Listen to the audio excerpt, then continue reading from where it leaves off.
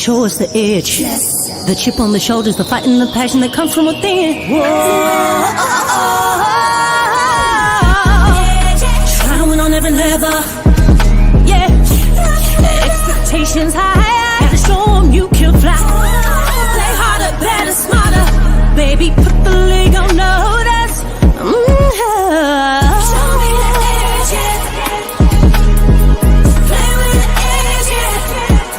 Show me the edge, yeah. Play with the edge, yeah. Show me the edge, yeah. Show me the edge, yeah, yeah. Whoa, done seen the walk of shame enough. Wanna see the walk of winning, time to come up and bring out the alcohol. Don't every play, every possession. How bad you want it, love, you want it all.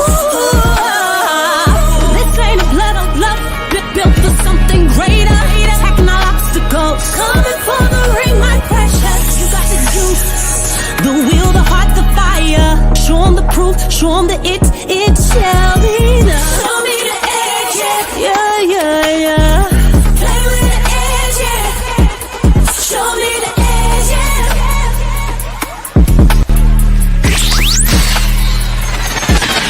You're listening to the Pelicans Postgame Report on the PRO Media Network for all things Pelicans.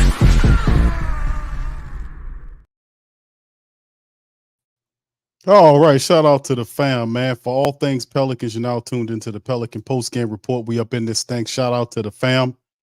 Listen, fam, we up in this thing, man. For another Friday installment of the Pelican Postgame Report. Please feel free to hit the like button. Feel free to hit the subscribe button as well, man. We're gonna talk a little Pels tonight, man. I'm Big Q. We up in this thing. We'll have DC and Lexa joining us in a little bit, man. Listen, man, we up in this thing, and we're gonna talk some Pels. So, to the family. So hold on, family. But this is what we're gonna talk about tonight, man. Is the stream, man. Pelicans showing interest in Cleveland guards, and it's guards because obviously we talking about either it's depends on who Cleveland wants. That's basically what it comes down to. So we're gonna cover some of this stuff. We also going to talk about other rumors around Brandon Ingram's his ever expanding trade market. A lot of them saying that his market is a lot bigger than previously indicated. And of course it is. You know, just because BI had a off season by his own standards doesn't mean that people are not going to want Brandon Ingram. Of course, the Pelicans are not going to give him the max, and we have enough sample size to be able to see what this looks like with Zion and BI, and we'll see where they happen. But this is, man, I'll tell you, this is going to be a big offseason for the Pelicans to turn this around. A lot of the family members, man, are kind of nervous about throwing this thing out about, you know, the previous history of the Pelicans and the Hornets since this team has come back here. And it has not been a very it hadn't been a very successful time in terms of New Orleans basketball, man. We did have some playoff appearances, but overall, it has not been a worth talking about, man. To be quite honest with you, and I now it just seems right now the Pelicans have an opportunity to change all that if they make the correct series of decisions. Let's just say that much. So big ups to the fam, man. Big ups to everybody. Kai, everybody up in this thing, man. Thank y'all for joining us. Brother Robert, how you doing, sir? Kevin, how you doing, my friend? Appreciate you being. Brother Rob, always representing. Much love, Brother Rob. Mont Dog in the building. How you doing, Daniel? Good to see you, man. Appreciate you. Happy Friday to you, too.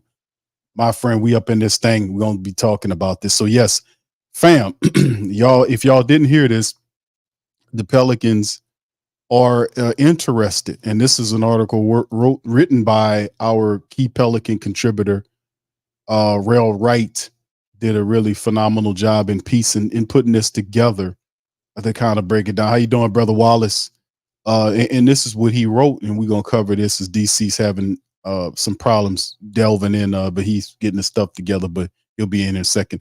And this is what Rail Wright, he wrote, shout out to him, according to some sources around the league, if Donovan Mitchell, Spider Mitchell, signs an extension with Cleveland, then Darius Garland is expected to prefer a new home. Now, it's been reported on a lot that Cavs guard Donovan Spider Mitchell and Darius Garland, those two, have a bit of an issue, to say it likely, you see.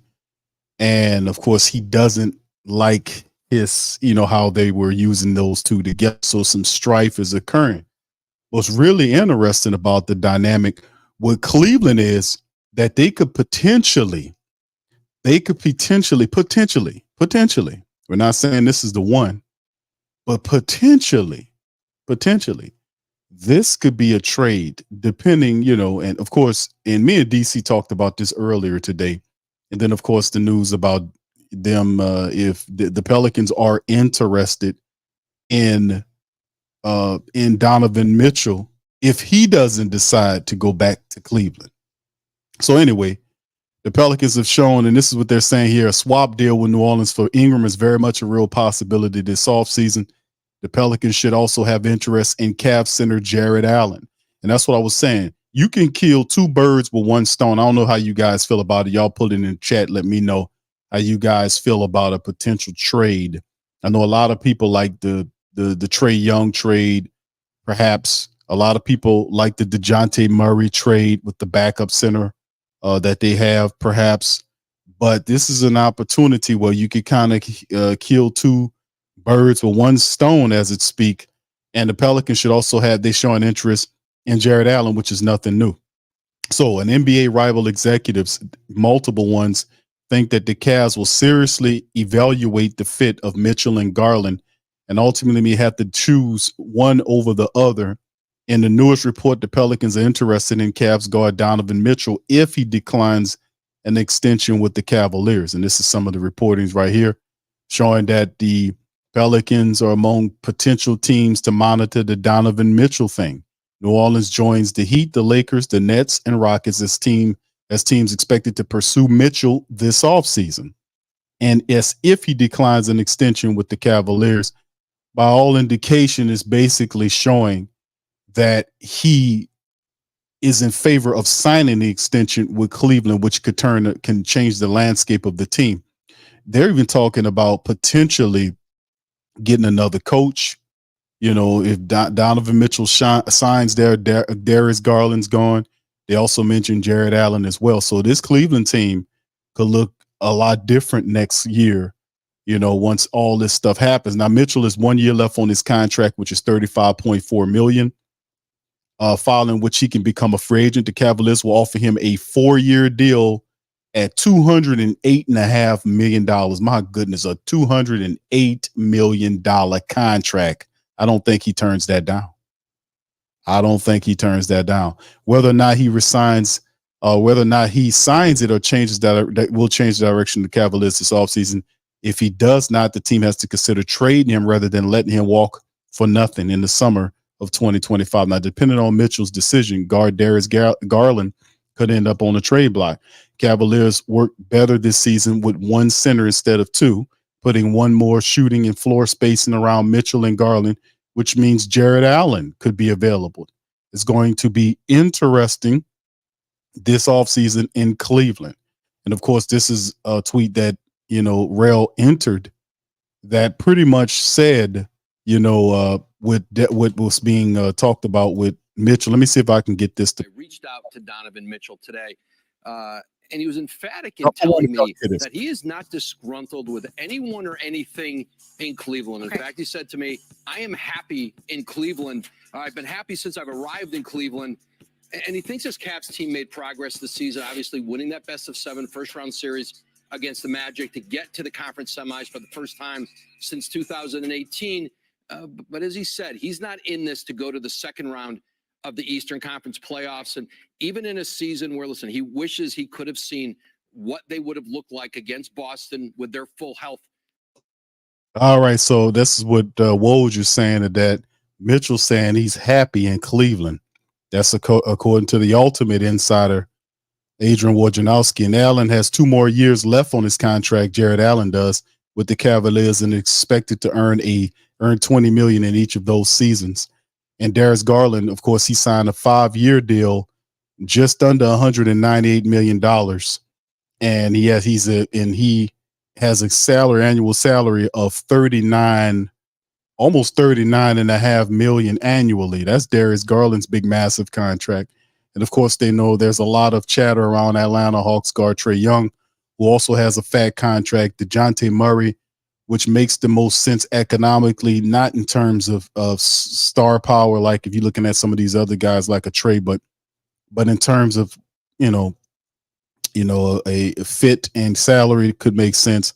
Those are guys that they're looking at as well. So this is some of the stuff that they're talking about from our Pelicans, man, looking at Cleveland. Now, what's encouraging, or not rather encouraging, but what's really interesting about the situation revolving around the Pels looking at Donovan. I don't think Donovan Mitchell backs down from that $208 million extension. I don't think he turns that away. But if he does, the Pelicans could possibly land 2 starters off of 1. What do you guys think about that? Darius Garland as your point guard with Jared Allen as your center, and you give up BI and possibly, I don't know, the trade. I think he added that in there. Let me see. He did put one on there that he threw something in there. Let me see if there it is right here. And this is one. I mean, can I enlarge that? No, it was basically, y'all have to go on the website to whothatdaily.com and see it, the Pelican section. But he's basically has a trade offer there where he has Darius Garland, and it's showing $36.7 million on 4 years left on his contract, and Jared Allen's 2 years at $20 million for Brandon Ingram and Larry Nance Jr. And it basically, you can see it right there. It says it was successful. The money works out between the two, right? The money works out between the two. And it even says that the Pelicans, with that combination, earned 4 more wins according to their mathematical equation. So it's all intriguing, man. But this is an interesting one, and it's crazy because like I said, me and DC talked about this situation here with Cleveland. Having 2 of the people in the Pelicans been looking at Jared Allen for a while now, but if Spider takes that cake, they're going to put Darius Garland up for on the trade block, and the Pelicans could be a player in securing both these guys. And like I said, according to the little trade machine right there that Rail did, it was a successful trade. As you see success there between the 4 contracts of Darius Garland, Jared Allen, BI, and Larry Nance Jr. Now, a lot of people say, hey, Q, Larry Nance, Bill Willie Green loves him some Larry Nance. But in the end, I don't think to me, you got to get rid of BI anyway, because you're not going to pay him. You get actually the center that could do some stuff for you in Jared Allen, a hustle guy with some skill. He just don't shoot the 3. And Darius Garland, man, what can I say about that kid? He'd probably be the best point guard we had here since Chris Paul. But anyway, we're going to keep going over some of this stuff. I don't want to go too far into the show. Let me welcome in my co-host here. DC, are you here, sir? DC, live from the island here. He got his horizon. Everything's good. Shout out to my dog, DC. And Lex, how you doing, Lex? What's up, DC? How you doing, brother? Unmute your mic. Good. How you doing, brother? What's good, man? What'd you say? How the island treating you, bro? You get some fresh pineapple? If that look like the island, you see pineapple trees. I don't see. I don't think you ain't living out in the open, brother. You're obviously in a house somewhere. Come on, brother. Don't you know? All right, Lex, how you doing? I'm all good, man. What's that, Lex? How y'all doing? Good, pretty good. But listen, I tackled this right here, man. We talked about this here. Let's get into it, Lex. And because like I said, we talked about this before, but this is some of the new stuff now that they're throwing out there. The Pelicans' interest in Donovan Mitchell if he doesn't take the extension, and of course, if he does, there's still some leverage there for Darius Garland and perhaps a Jared Allen situation. Let's see your thoughts on that, Lex. Oh, okay. My bad. I thought you just asking a question. But I don't obviously Garland is definitely a step up as far as, a point guard. Um, but I don't know. I actually like, getting Trey Young more leaning more towards him than Why Garland. so? Why so? Um, as far as like the win now Okay. mentality, um, I'm looking at not just in regular season, but in the playoff picture. Um, been moments where, Garland really hasn't showed up. Obviously, Jared Allen, I think, he kind of gets cold feet when the playoffs come. I think he's had a couple of good games, but I don't know. I just kind of feel like I'm kind of more so on Trey Young. If it is between, Jared Allen and Garland, I actually like Trey Young and I like Nicholas Claxton. I feel like they're just a better choice. Now D Mitch, if D Mitch is available, because obviously, if he signs a contract, then Garland doesn't want to be there. But I like D Mitch as well. I just like with Trey Young and D Mitch, I like their dog mentality. They have a very, very strong dog mentality. They have a strong playoff presence to me. So I'm just looking at that part because obviously regular season is one thing, but if you're talking about actually making a run in the playoffs, I would be looking at, either D Mitch or Trey Young. Yeah, it's going to be difficult for. I mean, anything can happen. But according to what Wojnarowski's reporting, that Mitchell is happy in Cleveland, which would give one indication that he would be interested in signing that $208.5 million deal that they got lined up for him there. And of course, they're going to reshape the team. Like I mentioned in a few details with Cleveland, as they were talking about perhaps a new coach, another a coach, and a more complimentary team around Spider Mitchell there. So yeah, that'll be interesting. But yeah, I got the to head a career comparison between Darius Garland and Trey Young on the screen right now. You can see NBA season, Garland's 5, Trey 6, and you can see all the playoff comparisons there. The All Star games 3-1. Then you see the point. Then when you get down to the nitty gritty with the statistics there, points per game, you can see 25.5 versus 18.4. You can see the assists with Trey Young at 9.5 there at 6.7, as this is their career stats up to date in comparison. So total points, Lex, over 10,000 points for Trey Young versus half of that, a little bit over half of that for Darius Garland. So yeah, it's Trey is and plus 100 games more in total games played by Trey Young because of he been in the league, I think a season more. So yeah, 1 year more than Darius. But DC, what are your thoughts on it, brother? I know me and you talked about this. You kind of like the Darius Garland angle. What do you think about this, bro? Yeah, man, I feel like it's pros and cons for both of them. Obviously, as Lex pointed out, Trey Young is experience and ability to win now, but Darius Garland, in my opinion, has untapped ceiling or floor because it could go left or he could be a lot better for us than Trey Young could be. You already pretty much know what you're getting with Trey. I think we need to get one of these guys. Like, unless somebody else comes available, that's a better fit.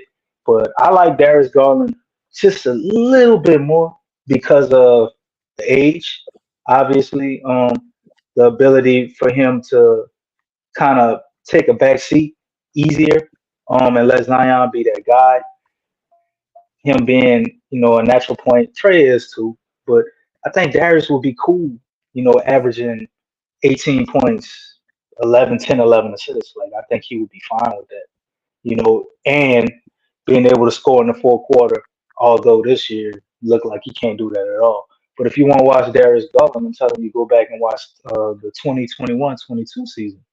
See a whole different player without Donovan Mitchell. So if they commit to Donovan Mitchell, you already know they got to get rid of him. They came out and said it, and you can see it if you're watching on tape. Also, when you're looking off ball, he has better off ball movement than Trey to me. He has more of that ability to kind of be I guess a shooting guard in spurts, although this year with Mitch ain't really worked so well. I think in shorter spurts, but he's actually been able to be a floor general and run the team. It just overall works better. And the added caveat, he's faster, more athletic. So defensively, he's gonna be a better matchup. We ain't gonna have to worry about Billy. I'm not who the hell is Billy? Willie benching him for his defense. Although his defense ain't great, I'm pretty sure it ain't that hard to be better than Trey Young, right? But I would advocate for Trey Young, man, on the fact that we could win now. We would have probably one of the most exciting teams in the West because you're gonna see some damn lobs from Trey and Zion damn near every night. All of these lobs we missing with Lonzo Ball and all that is thing Mm-hmm. pass with Trey Young. You're Easy. gonna have tons of excitement. We get in the playoffs, it's gonna be a mood, man. It's gonna be a whole vibe. So my only knock with him would be his defense. And what you pointed out to me, Big Q, we were talking about, went back and thought about it, like, man, you kind of got a point. I know all this your team, my team thing. It's Zion's team. Would Trey Young really be cool with that? Or is he coming here trying to make it his team? So we just got Brandon Ingram out of the way so Zion can headline, right? It's a little discrepancy on who's who, and Zion said during the season he's taking a back seat and all of this, and didn't look happy about that, and for the betterment of the team. And you don't want all that again, but that's probably the biggest negative. The biggest positive with Trey Young, outside of his amazing outside shooting, being able to stretch the floor like Trey does, which is really crazy. Trey, like the other Trey Murphy does.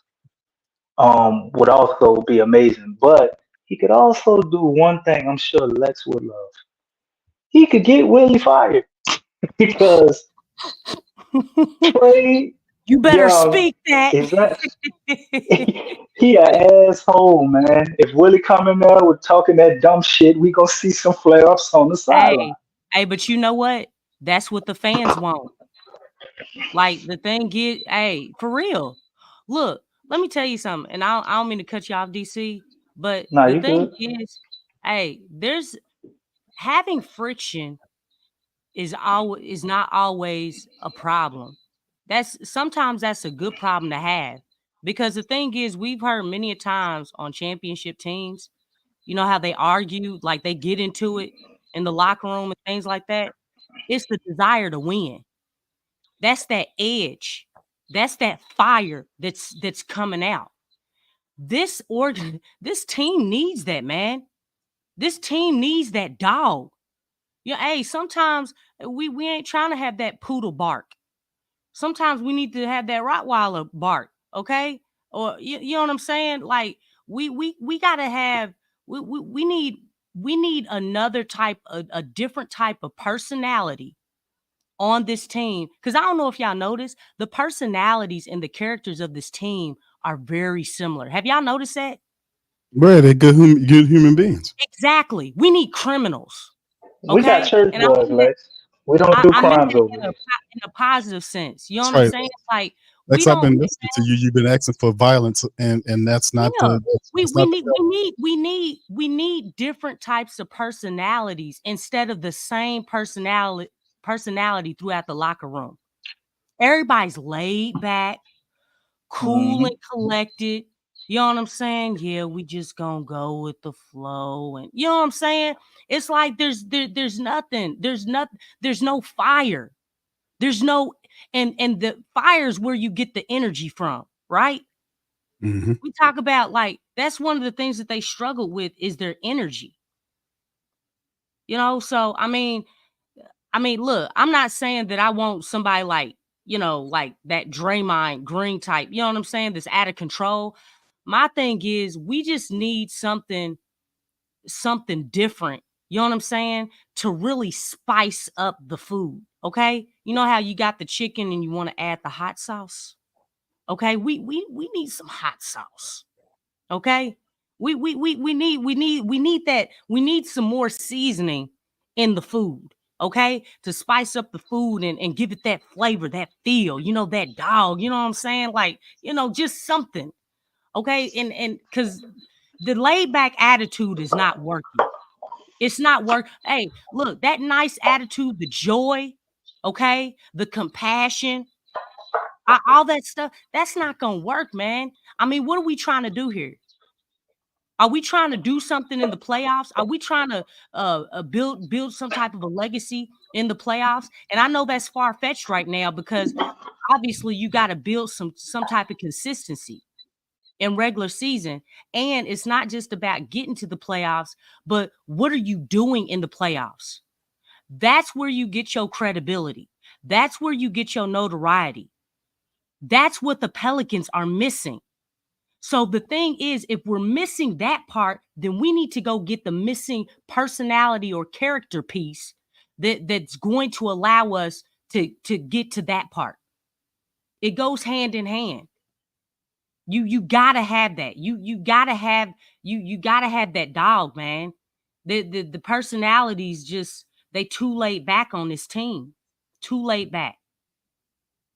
And that's just one part of it. That's not talking about the talent, the IQ and all that stuff. That's just getting the energy. You know what I'm saying? Getting that mentality that we need. And then the rest of it is like, that's going to come with it. Because if you have skill and you're super competitive, hey man, that's a good situation. But we need to try something different than that laid back, because we already know where the laid back attitude and the cool and collected attitude is going to get the team at. Yeah, yeah, that's great points there, Lex. I know I mean, that has to be overwhelming thought process with the Pelicans brass headed into this offseason, man. It has to be, because you got to be looking at the window, and you're now on with Zion Williamson, and we have that that CP3 and that AD thing of former superstars who gave the team the opportunity to get it right, and they squandered it twice before. And of course, this is different leadership. But like I said, it's something about this team, and we talked about. That's why I stay on Octopus's throat. What goes on, even though he's gotten ridiculously less noisy as he was when he first got here, and we actually heard Trajan Langdon speak.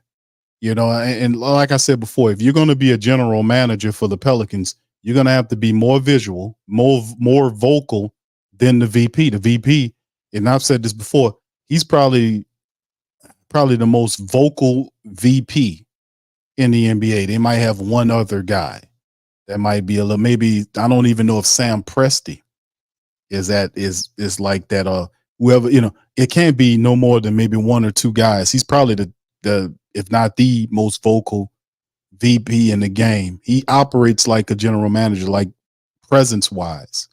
When press conferences are, we don't need to see David Griffin. We need to see the general manager. That's the guy we really need to see. Go sit down somewhere. He really took a backseat when people started pinpointing him. That's when he's like, oh shit, let me ball on back here, because they started realizing who throwing the strings there. Let me fall on back. When stuff started getting at him with the Stan Van Gundy and the Elvin Gentry type stuff, that showed me that he wasn't who he said he was coming from Cleveland, because a really smart general manager would have done that Elvin Gentry bullshit, all that Stan Van Gundy shit. He wouldn't have done that. But it's what's really, let me touch on this before we keep it going, because general manager talk is obviously something that's going on. And we got one here that just keeps trying to escape. I guess we got to do a new movie. You heard of the movie Escape from New York and Escape from LA. We got a trilogy. It's called Escape from New Orleans, or Escape from the Big Easy, starring Trajan Langdon. Once again, he's, we talked about this before, but he's in the running potentially for a VP job, this time with the Detroit Pistons. So, and then of course there's rumors saying that Langdon signed an extension along with the Octopus and Willie. They don't tell you how long the contract was or how much they're getting. They just we're not important enough to know that stuff. We're just peasants. We don't need to know all that. Just give me your damn money. And then outside of that, this guy seems to always, he's been trying to, this is his third time trying to get out of here. So, and like I said, and y'all kind of touch on it and how you feel like it's kind of weird how all this is circulating, because I know why Langdon trying to get the hell out of here, because he'll never get the credit that he deserves as a general manager when you have the octopus moving around doing it. He will not get credit for anything. Even the media, when they start talking about Pelicans moves, they go talk to him. That man wants some credit. And he just too quiet of a general manager. You got to be a guy with your you got to be more vocal if you have David Griffin as your boss. You got to. If you need to call press conferences or be a little bit more proactive to get yourself out front of them, say, step out. You can't be quiet to the point where guys, like me was saying, the guy's a mime because I never heard him talk prior to him starting talking. As a So you general gotta be manager. a little bit of an asshole, right? No, not an asshole, but he has to be more vocal than Griffin. And I don't even know if he can do that. But I know one damn thing, he trying to get his ass out of here. This is the third job that she did it with Washington, the dumpster fire. He tried to go to Charlotte. They turned him Washington and Charlotte, and now he go Detroit. So, I mean, the VP job, and of course, they already got a guy lined up. And I don't know if I guarantee you the guy that they got lined up is even quieter than he is. It's going to be quieter. This guy is quieter than he is. Hey, Big Q, you can't get quieter than a mind, bro. Come on, man. Bro, this dude is too quiet, bro. Listen, man, if you want credit in the world, man, you can't be quiet like that, especially when you got a guy above you like Griffin, who is always seen, always talking. And then when he's out there, he's not really saying anything. It's sustainable. It's speaking in generalities. That pisses me off. I don't want to hear that. If you really, because we're actually listening to what you're saying. You're just prattling on just to waste time. That's not what we hear. We want to know where this team, what's really the direction of this team, because really the path that your initial plan that you laid out here has failed. The first layer of it has failed. Now you have to revamp the stars and put more with our big guy with Zion and try it again. So that failed. But they don't even say that shit. We got to say that. What they did with these three players, when they put them together, the core that the Pelicans was supposed to ascend to the highest levels of the NBA, they failed in that rendition. Now they have to chip BI out and bring another star up in here to rework it for another leg. So, I mean, we just move along without just telling it like it is. Well, we tell it like it is, but they don't. But I'm just saying, at the end of the day, here we go again. Now we looking at these guys, whether it's Darius Garland, whether it's Spider Mitchell, if he decides to keep the money. Jared Allen's been a thing that they've been looking at. Now it's Trae Young because Atlanta's looking for a reset. It could be DeJounte Murray. And then there are other people out there that want a piece of the Pelicans. So anyway, I'm just speaking toward the upper layers because we need solid leadership at the top to be able to get this team on a footing where we're winning this year and well into the future, because that's what it's supposed to be. And we've seen teams that do that, fam. We've seen teams that every year they seem to be in the playoffs fighting. We've seen Miami do it. We've seen several other teams do it where they're consistently in the playoffs fighting for an opportunity to ascend, but at least they're in there fighting. It's almost like a a unique birthday gift for the Pelicans to make the playoffs. We made the playoffs. Never mind, you got your ass kicking 4 games and ran out of there. But it's just, I want this to change. We've seen too much failure as a franchise, man. We need to see more solid leadership at the top. People who have a solid plan and not just a bunch of people with these weird buzzwords like good humans and sustainability, all shit that sound like he done took it out of the UN guidebook somewhere. I mean, it's just ridiculous. But anyway, let's keep it going, man. Let's go to the next one, right? Well, hold on. Y'all want to touch on that before I move on to this next one? What y'all think? Well, I think the Pelicans accomplished their goal, bro. I heard them say all year their goal was to get to the playoffs. They ain't say shit about advancing in it. That's all I gotta say. Lex, what you say? What you think? Let's move on. Oh, shoot. I mean, yeah, I agree with DC. I mean, they talked about getting to the playoffs, but I mean, that was the extent of it. And I think that was the part that we were missing, is because wording is everything. They got to the playoffs and that was it, literally. So I mean, maybe that was their direction, but I mean, I don't know. I guess it's just not aligning up with the fan base. So, but if our goal is, hey, we want not only to get to the playoffs, but to advance, like win some games, like at least get to the second round. Let's try to at least do that. I think that's the biggest thing. But don't get to the playoffs and just embarrass yourselves, because really, if that's the case, then hey man, miss the playoffs in. Just miss it. It saves you all and the fan base embarrassment. So Yeah, you know what, Lex also thrown it, and brother, my dog says your superstar missed another playoff. What you expect, fam? That's no longer an excuse. That has been it the really norm is. for the Pelicans for the last 3 to 4 years of injury excuses. And it is no excuse anymore. Nobody wants to hear it. Even to the point now where the Pelicans have said to themselves, we've seen enough of what we put together and we want to break it up and move it into another direction. And not only that, but when we talk about these moves, a lot of other stuff is going to happen now this year and leading to next that can severely kind of set up or turn around, so to speak, what your depth look like. It really does, because Valanciunas is gone, Najee Marshall is gone, Jose Alvarado wants to get paid in 2025, and depending on how they handle that situation, and the Pelicans cap situation is not looking very good. So it's stuff that had like Najee's gone. We know that, and Najee deserves to get paid. We know about Big V. That's something that's set in. Jose could be following him. We know that the Pelicans need to make a good trade. They might have a situation, but we know when you talk about David Griffin, Lex, David Griffin is going to swing for the fences, and he's going to go and get a player that's going to make some noise. And that more than likely, if I had to say which player he does swing for the fences for, it's going to be Trae Young. Ain't no doubt about it. He going to swing for Trae. Ain't no doubt about it. He going to try to swing for Trae. But, like I said, man, the management of the team, and of course, we know Trae Langdon could end up being gone. We also know about James Borrego, Willie Green's lead assistant, could be headed to the Lakers. So there's going to be some changes in the Pelicans building left and right. Perhaps, they did so well with the injuries, might behoove them to hire another physical therapist to accompany Amy Atmore. Think about that. And all them damn injuries, you should have had a goddamn physical therapist. And they was like, well, you just didn't think about that. Well, you got athletes. How you don't have a physical therapist, jackass? You know what? With all these organizations that got it together, you think that the Pelicans, agree. Are y'all looking at anybody else's blueprint of how to run an organization, how to operate an organization, what you need within your organization? So I hear you. That's not an excuse. Right.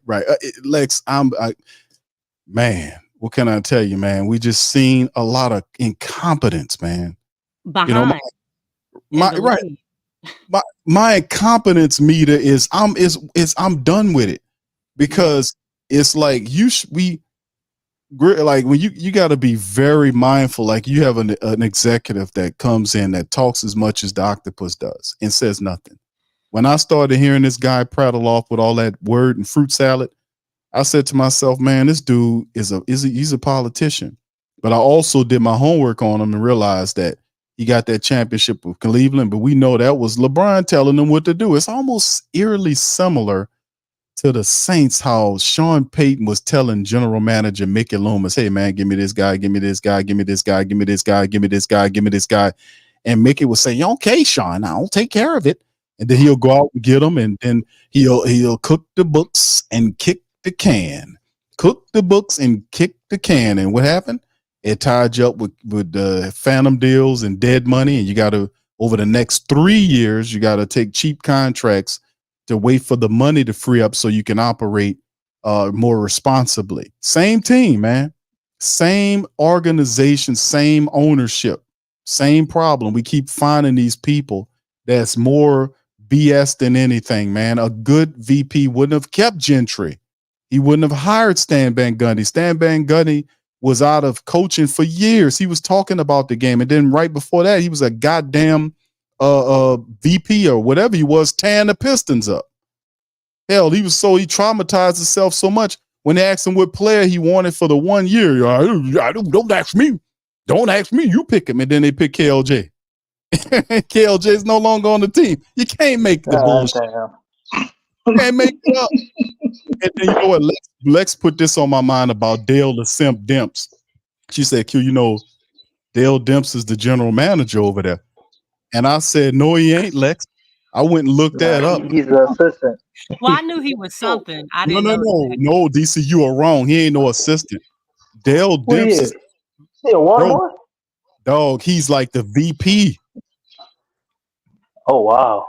Dog, he the VP of the, and I'm like, is it he got Minnesota where they at up there with them, and then our former guy who's the coach.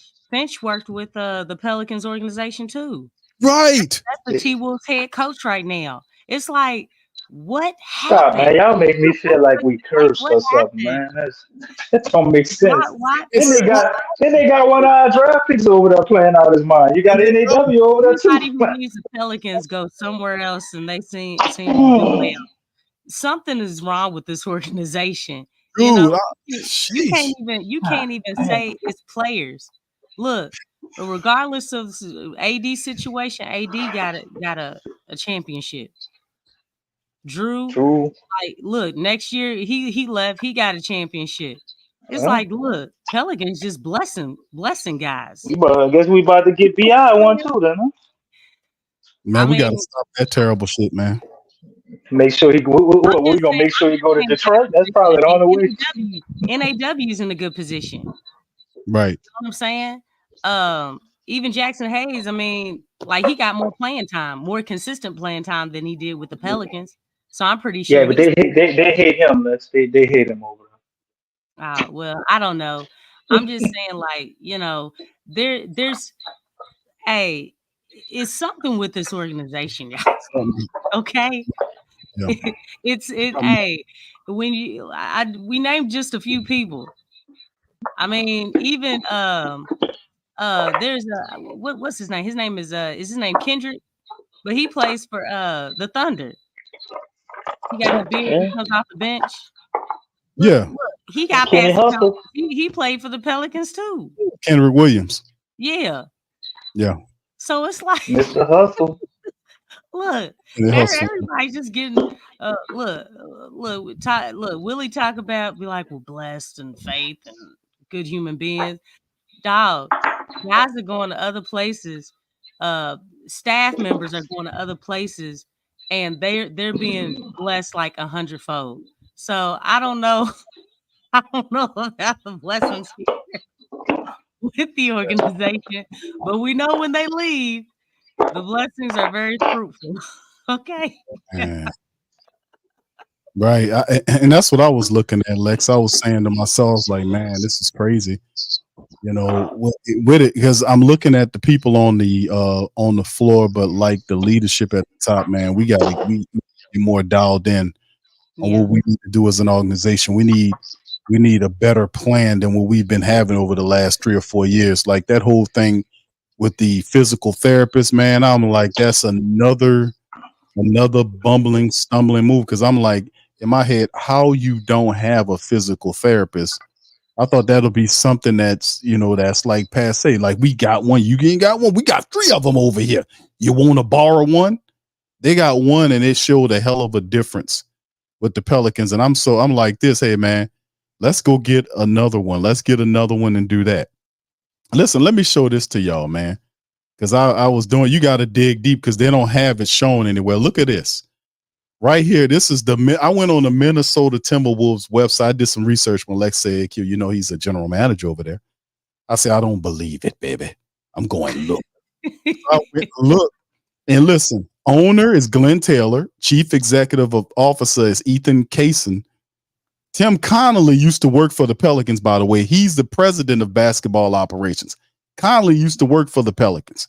And then the executive vice president of basketball operations, Sachin Gupta, and then Senior Vice President of Basketball Operations, Matt Floyd, and then they got Vice President. Oh, he's a VP. Yeah, he's with David Griffin is. The Vice President of Basketball Operations is Dale Demps. There he is right there. VP of Basketball Operations for the Minnesota Timberwolves is Dale Demps.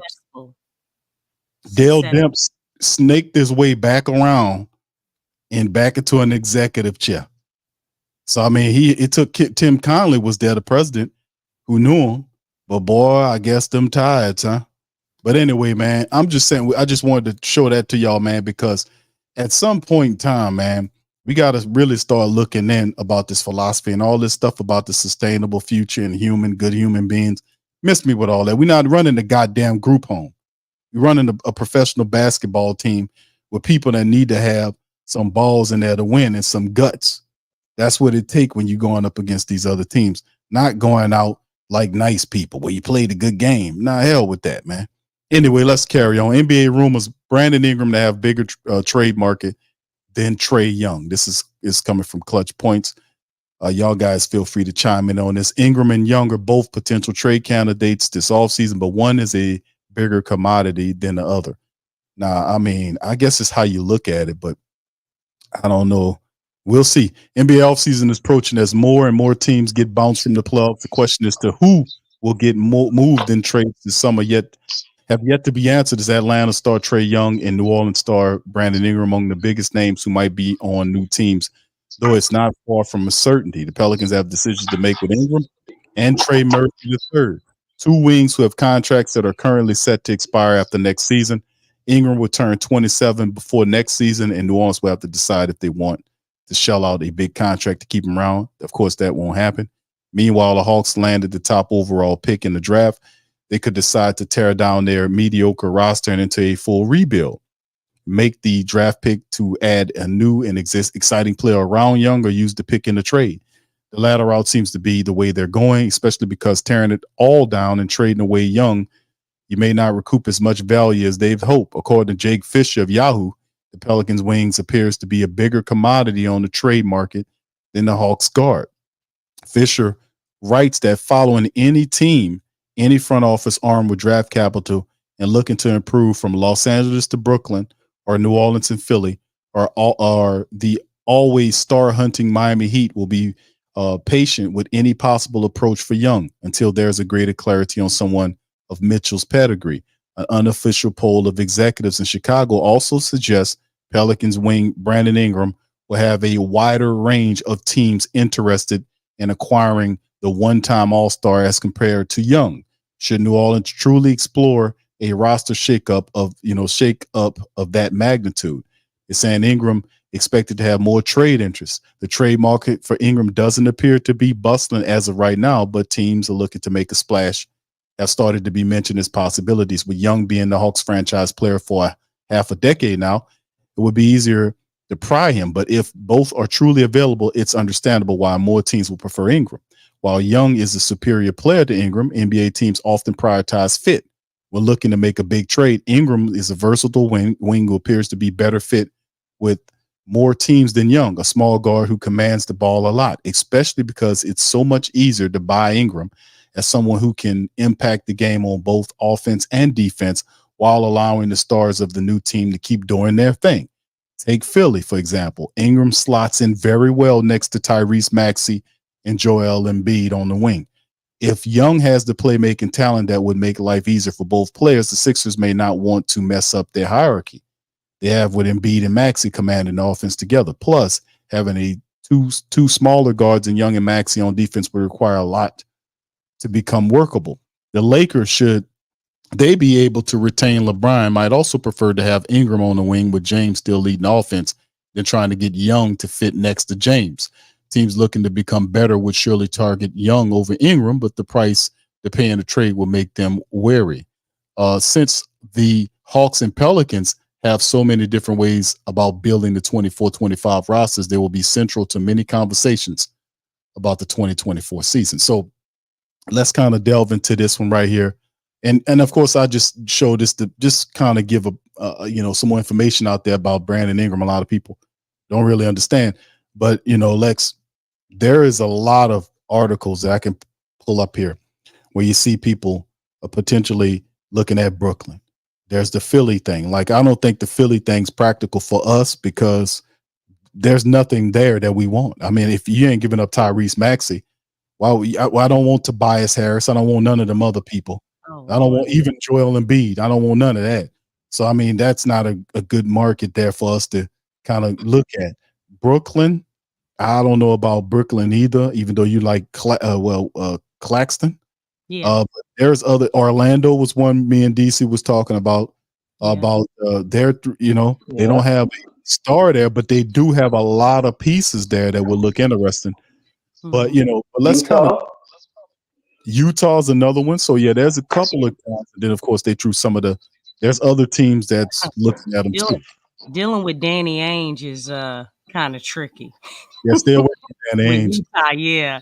So look, henceforth, that man got like 4-5 draft picks for Gobert. He was hustling. Well, everybody happy. Everybody happy as of now, Lex. Yeah, right. But still, I mean, that was still a lot for somebody like Gobert. It really was. But way too much in my opinion. But yeah, it is. It's still too much. I don't care what nobody. I don't care how well T Wolves are doing. Right. It's still that's still a lot. Because the thing is like he's a defensive player. He's not gonna put up like superstar numbers. You know what I'm saying? Like defensively, he's gonna do his thing, but that's more like star power type stuff. So Lex, I mean, it messed up the market for us, to be honest with you. But interesting enough, the Minnesota Timberwolves are sitting up there with 3-3 in the semifinal conference round, with the game coming up on Sunday to decide who goes to the Western Conference Finals. Yeah, that's a good situation. It's worth all them draft picks to me. I was clowning them when they did it, man. I can't even clown them right now. They made look at what they've done. It's working out for them. So I mean, it did. It was a hell of a leap from where they were, wasn't it? Yeah. Well, the thing is, like in Gobert in the playoffs, because they will always kill him, and I think now he's just showing more effort as far as getting out on those wings and guarding the wings. Because when the other team went small, he would just stay in the paint. That was what the problem was. So I guess when he got there, they might have talked to him about that. Like, hey, dog, look, you're defensive player of the year. Hey, man, like for like 3 years now, 300 years in a row, or 3 out of the last 4, I don't know, whatever it is. Man, you're going to have to get out there. You're going to have to get out there and cover that man. Like, you can't just hang out in the paint. And he's bought into that. So for some reason, he didn't buy into that with Utah, but he bought into it with the T-Wolves.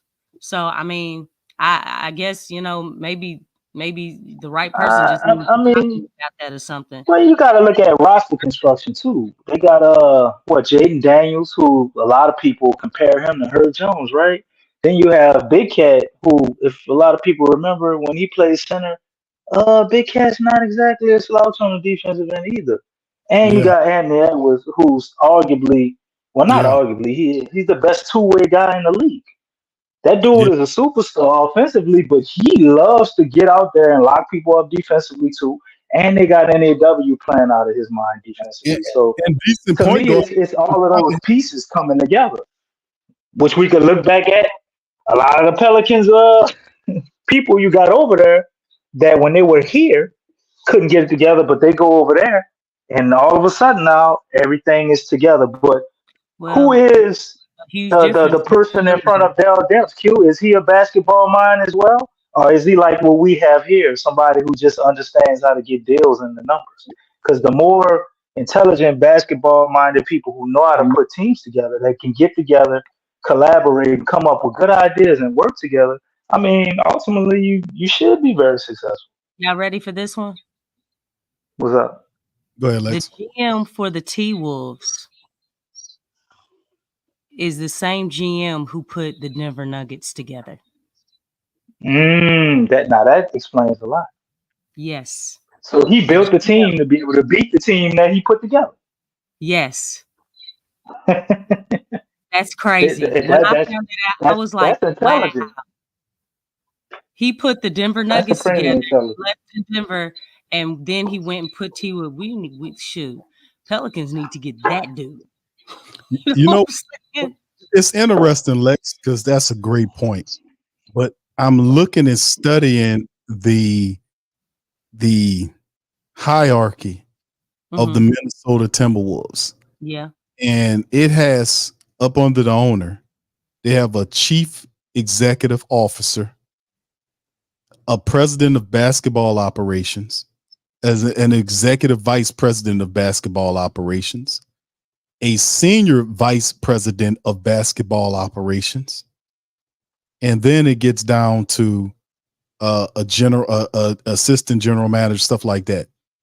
With the Pelicans, it's the owner, which is Gail, the president of basketball operations, which is Lucia, who don't know nothing about basketball, and then David Griffin, who's the VP of operations. Now, the reason why it's set up like that is because they're cheap. Because like I said before, the VP job was set up for Joe Dumars. And Joe Dumars gave him his price, and Tom Benson said, "Nah, we ain't gonna do that." And then he gave the job, didn't look for nobody else, just gave it to Dale Dempson. That's how you had VP and did Joe Dumars proceeded to win the championship with the damn Detroit Pistons, huh? Or that was before or after that? That was before, well before. But look at that.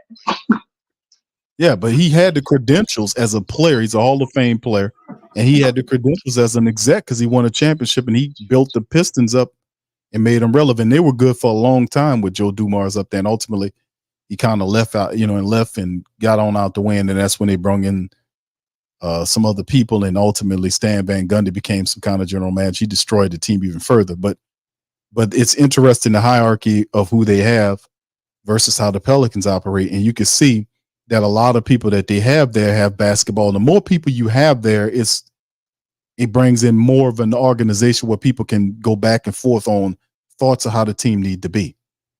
And I don't know. I just think maybe we need to elevate Swin. What position is Swin, man? They have. She's vice president. They have a team of people and not a dictator, right? We got a what? They have a team of people and not just a dictator, right? Right. They got a team. It's like an executive team of guys there. There's like five guys underneath the owner. The Pelicans don't have that. Pelicans is running this shit cheap. They got Gail up there. She don't know nothing about no basketball. They got Lucia. He don't know nothing about the basketball. That's what I was saying. He should be the chief executive officer. That's the money man. That's the money person. The business man. The guy that went to school for business to get the ads for Colgate. If you got the toothpaste or the beer and you want to make the beer and the toothpaste or whatever you got, the official brand of the Pelicans, that's who you talk to, them. But all that other stuff, man, them people need more people up there that know more about it or elevate people. Swin need to be elevated more, man. We need to get her above David Griffin. I guarantee you shit would change with her because at least she came from playing basketball, was a champion. She's more credible in terms of that. And I'm pretty sure she can be a better executive than what the hell he been doing. I don't know. You know what? We might have to push Swin on top of that, man. We might have to move his goof ass on out the way. But anyway, all right, let's keep it going, man. We talked about the Pelicans and Borrego situation. The Lakers asked the Pelicans for permission to talk to them, and of course, the Lakers are looking at a couple of people here. David Alderman from the Nuggets, assistant there, Pelicans, James Borrego, the Celtics assistant coach. Wow, Sam Cassell is finally getting a look at to become. That is insane. Sam Cassell is finally getting an opportunity to be looked at as a head coach of a team. Oh, that's something else. Sam has a really solid basketball mind, man. Timberwolves assistant Mika Nori and Heat assistant Chris Quinn. I suppose not to mention on Tuesday, they said Athletic indicated Borrego, Cassell, and JJ Redick are the initial leading targets. out of all of them. And I don't know how JJ Redick's up there, to be honest with you. All JJ Redick. He started a podcast with LeBron. There you go. Let's own it. That's all he had to do. Oh, let me tell you. They bought what, 5-6 episodes in? Like what, a month? It's been around for a little bit less than a month. He ain't saying shit. Or a month. Like, that's the only reason why he's in talks. I mean, that was strategic. That was straight up. JJ Redick ain't nothing but a weak ass, bullshit ass social climber. That's all JJ Redick is. I mean, he a politician too. He ain't shit. He ain't shit, Lex. And I've been calling him out on the show when he did that shit when he was down here. Then he got his ass up there with ESPN and started. Well, you know how he did that though. He threw Zion's name under the bus. He ain't shit. Get that position. And which was crazy. It's like, wow, because I kind of feel like that's the same type strategy that CJ is using as well, because I don't know if y'all noticed when CJ got here, what did he say? He said, yeah, I'm going to start putting my journalism degree to use. All of a sudden, when you get to the Pelicans, I was like, oh, that's very interesting. You know what I'm saying? It's like, golly, everybody trying to get some of that clickbait. You know what I'm saying? It's crazy. Which is awful. That's crazy, man. How does that work? That's sad and trifling, man, because these people supposedly have millions of dollars. Ain't no need for you to be acting like that, and you supposed to be financially straight. You know, once you do your own shit, create a network. You got some money, put some shit together like your boy did. What's the big guy brother from down here, DC? What's his name? He did something like that and put a podcast with him. Big guy brother from down here. What are you talking about? Yeah, from Gretna. What's his name, man? Oh man. The big guy brother from Gretna that played for the Steelers, man. What's his name? Oh, Ryan Clark. Yeah, right. There you go. Ryan Clark, man. Ryan Clark did that, man. He got his buddies together and they put together a pie. That's pretty damn good. Do your own shit. What's wrong with these damn people, man? You got enough money to do something on your goddamn own. Why don't you, man? That's social climbing nonsense that JJ Redick is a spineless yellow-backed chicken, man, for all that shit that he been doing. But anyway, I'm sorry. Go ahead, Lex. What you got? Oh, no, I was just going to say, notice how, like, because, you know, JJ Redick interviewed Zion, remember? Yeah, I think that was his, like, first major interview on a podcast. Hey, look, it took a long time for Zion to get on another one. His next one after that was Gilbert Arenas. That's right. He hasn't even been on CJ's. That's right. I don't know if y'all noticed that. He hasn't been on because he ain't playing that no more. No, man. What JJ did to him. That's foul, man. That's straight up foul. I have probably why I had trust issues and stuff. You know what I'm saying? People just using them. Yeah, that's sad, man. And Zion is a good dude too, man. But you know, they got some stinking dogs out there, man, that just try to build a name of him. JJ Redick's supposed to be a teammate. Goes up there and talks about this, that, and the third. Like, look at this sorry sack of what. And everybody wants to praise them because of the credibility that they already have. And in the meantime, it's dragging, Zion's name in the mud, making him look like he's a bad teammate and all this other stuff. And it's like, man, that's crazy that, y'all attacking somebody that young. You know what I'm saying? They don't care. Trying to get back from injuries and things. And in the meantime, he's being attacked on some other stuff that don't have nothing to do with anything. So, and that's supposed to be his vets. Yeah, exactly. Teammates. Damn. You know what I'm saying? Like, hey man, something's wrong with that. And I don't care who it didn't even have to be Zion. It could be somebody else. Something's wrong. He's a detached teammate. Yeah. JJ Redick, bitch. He's the one who started that. That's what, and that put that negative stig on him.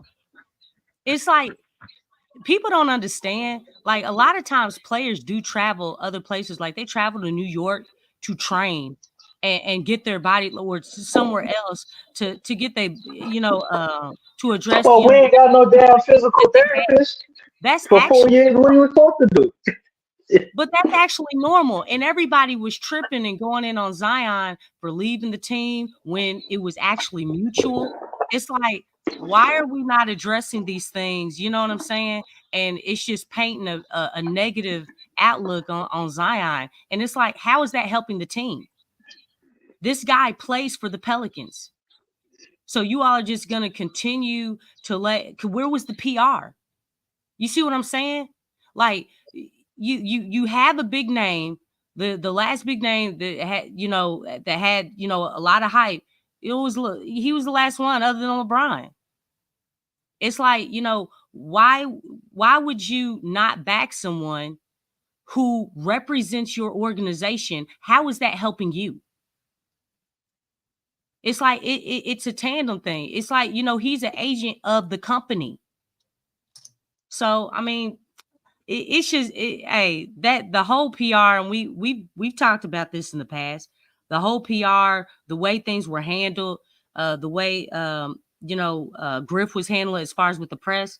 It's like, this is very unprofessional, and that absolutely had nothing to do with Zion, man. It really didn't. It's like, are you supposed to know all this information, or are the people within the organization supposed to have your back? I mean, even when CJ came, I don't feel like how he answered that question from Ernie when he was on TNT. I don't feel like that was the appropriate way, because he knew what that was going to cause. He knew it. He had to have known that. I mean, this is a veteran. Yeah, CJ is kind of suspect too, man. He is. I'm not totally sold on him. But like I said, Zion has not been on his show. I just want everybody to know that. He hasn't been on there. Yeah, man. See them little dudes there, man. That old funny stuff going on, man. Hey, and also sidebar, man. Hey, y'all remember Lamont from Sanford and Son, DC? Lex, y'all remember Lamont, the big dummy? Y'all remember from Sanford and Son? Yeah, Fred and his son Lamont in the junkyard. You big dummy. Yeah, hey man, I remember it had to be about every bit of 7, 8 years ago. Lamont did an interview, right? He was on a religious show. I think it was on one of them Christian shows. Oh, I think I know what you're talking about. I think I sent you that, DC. Remember that? He was laying the game down on some stuff.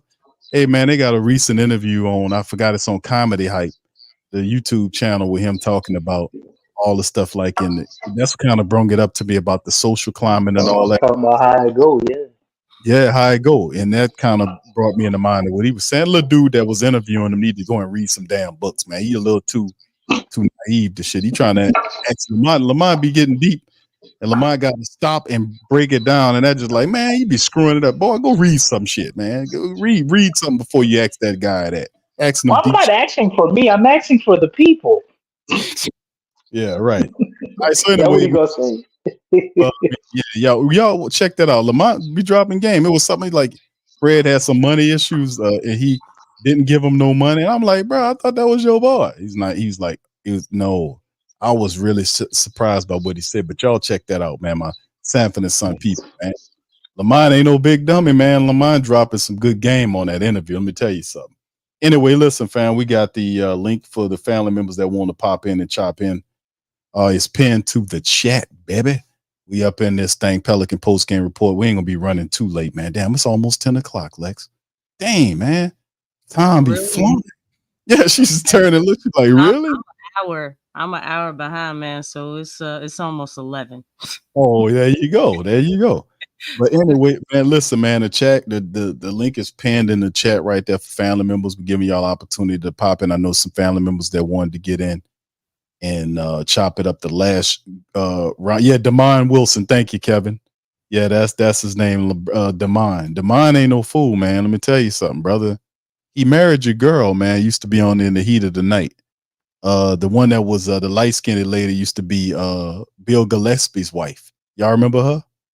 Yeah, the little light-skinned lady. There was the ones before he passed away. But yeah, that's who Lamont married. I'm like, okay, Diane something or other. I forgot the lady name. He's been married to the lady for like 50 years. Good game from Damon Wilson, man. I keep calling the man Lamont. The man name is it Desmond or Damon? I think it's Damon. Isn't it Damon Wilson? I think it's Damon. Yeah, Damon Wilson. Yeah, I think it's the mind. But yeah, good game on that one. DC, y'all check that out when y'all get a chance. Good game on that one. All right, so anyway, fam, the link's pinned in. Coming back to you guys, man. Pelicans moving forward. What do you guys think would probably be the best? I know y'all probably feel like I do about a lot of this stuff, but he talk about sustained success and all this kind of rhetoric. But I mean, I think from a hierarchy standpoint, I think we need to be retooled because it's a failure. I think we need more basketball minds on the Pelican side, like up there, and have more of a confab. Weird for you to say that. Think about what you just said. Basketball minds. Yes. I want more basketball minds. Is this a basketball team? Yes. We got one. I mean, wouldn't that just that should be like first nature, right? Well, why don't we have basketball minds for the basketball team? Lex, listen, you talked about it. Remember we talked like, man, there's something wrong here. Look, we need cooks for restaurants, right? That's right. You know what I'm saying? Servers, right. Oh my gosh. Right. I mean, but that's what I'm saying. It's like, man, because I was looking at Minnesota's hierarchy. I was looking at another team hierarchy. The Pelicans have these people at the top, and like the top three people at the top of the Pelicans organization, two of them don't know about basketball. One of them is Gail. The other one's supposed to be the chief executive officer, but they don't call him that. So it's like, and then they mix roles. I'm like, dude, that's why I've been trying to get these goddamn people down here to take that general manager job away from Mickey Loomis and the Saints. He don't need to have both them damn jobs. You need another person there, another mind that can add something to the table. And you look at the Pelicans, Tim Connolly, and I can't get away from them. Bring DJ, and I see he popped in. But Tim Connolly worked with the Pelicans. Dale Demps worked with the Pelicans. And those guys are with Minnesota, with the coach Chris Finch, who worked with the Pelicans. And that team sitting up there with one game away from the Western Conference. Pelicans, we would hope to have that kind of success. They're battling with the defending world champions. Took them to 7 games. With some of the guys that came from down here, and the Pelicans, hold on, just be patient. Nah, man, we done. Yeah, while that patience is going on, and I've said this organization has been delayed, man, and it's showing because look at the Thunder. Last season, they weren't even in the playoff picture. Nope. This season, they were the number 1 seed in the West. Yep. Hey, no negative comments for them. I mean, that's what. Man, y'all got to keep waiting. We're a few years away, man. But it's like they started the rebuild the same time when they made the trade for Paul George. They made that when they got Zion and Brandon. It was the same time, that same year. So it's like, so why are they ahead of schedule, or according to the Pelicans, or on pace with their schedule? Because they were patient. The problem is then you look at Memphis. You know what I'm saying? Like you look at these other teams.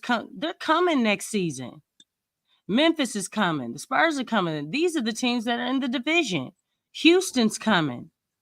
Yeah, these guys are here, man. You know what I'm saying? Like, and that's the thing. It's like your proactiveness is delayed to the max. Like it's like catch up. What do you got? Where's the hope? Like you need to move faster, man. Like it's man, and they look. I understand they wanted to collect data. Okay, they wanted to collect, data. See the core and everything. Look, I saw enough without even. I saw the core without even seeing the core. It's called faith. Okay, the evidence of things not seen. I didn't really need to see anything. I'm saying, because you look, especially with Willie at the helm, it's like, Lord Jesus, man, we swimming in mud right now. We swimming in mud. It's a 3-ring circus. Yes, Oh my gosh. DJ, how you doing, sir? It is, but I mean the Pels. Oh, all right. What's up? Somebody came in. Yeah, I'm sorry, DC. Go ahead, bro. Finish your thought. I didn't know you was about to say something. Go ahead, bro. I was saying it is. We definitely need more basketball minds. We got to up our level of creativity with the roster, but the Pels still have a great collection of young talent, and we are right now on a precipice of a trade with Brandon Ingram, right? And Yeah. it's pretty much David Griffin's last shot. If he fucks this up, that's it. He's fired, right? Who is? I really don't want him to have another chance. I mean, we've Well, seen what no. I want him to have another chance, Lex, because I'm not finished. And what if he and messes waste this up? another year. Wait, if he messes this up, I'm pretty goddamn sure we're gonna have another superstar that doesn't make it past his second contract. So if David Griffin messes up this trade, Zion is out of here, and we're gonna be rebuilding everything because we are a small market team, right? We're not signing nobody in free You know agency, what? That's what especially the if we don't problem have is. a superstar here already. What you said? No, I was saying like the fact that you said that this is a small market team. I feel like they've been holding on to that like too heavy. They've been weighing. No, I don't think it's that. I mean, it's the truth. Even before any of them have been Okay, here, so what is we do not have the ability. The Thunder don't have the ability to sign major names either. You gotta I get it mean, right through the but look at draft their and through situation. trades. They drafted well. They've drafted well. Yeah, and They've this team had organized the their ability to team. draft well too, but they didn't. Yeah, yeah, and we messed all of that up. But they still I have mean, a chance to possibly fix it.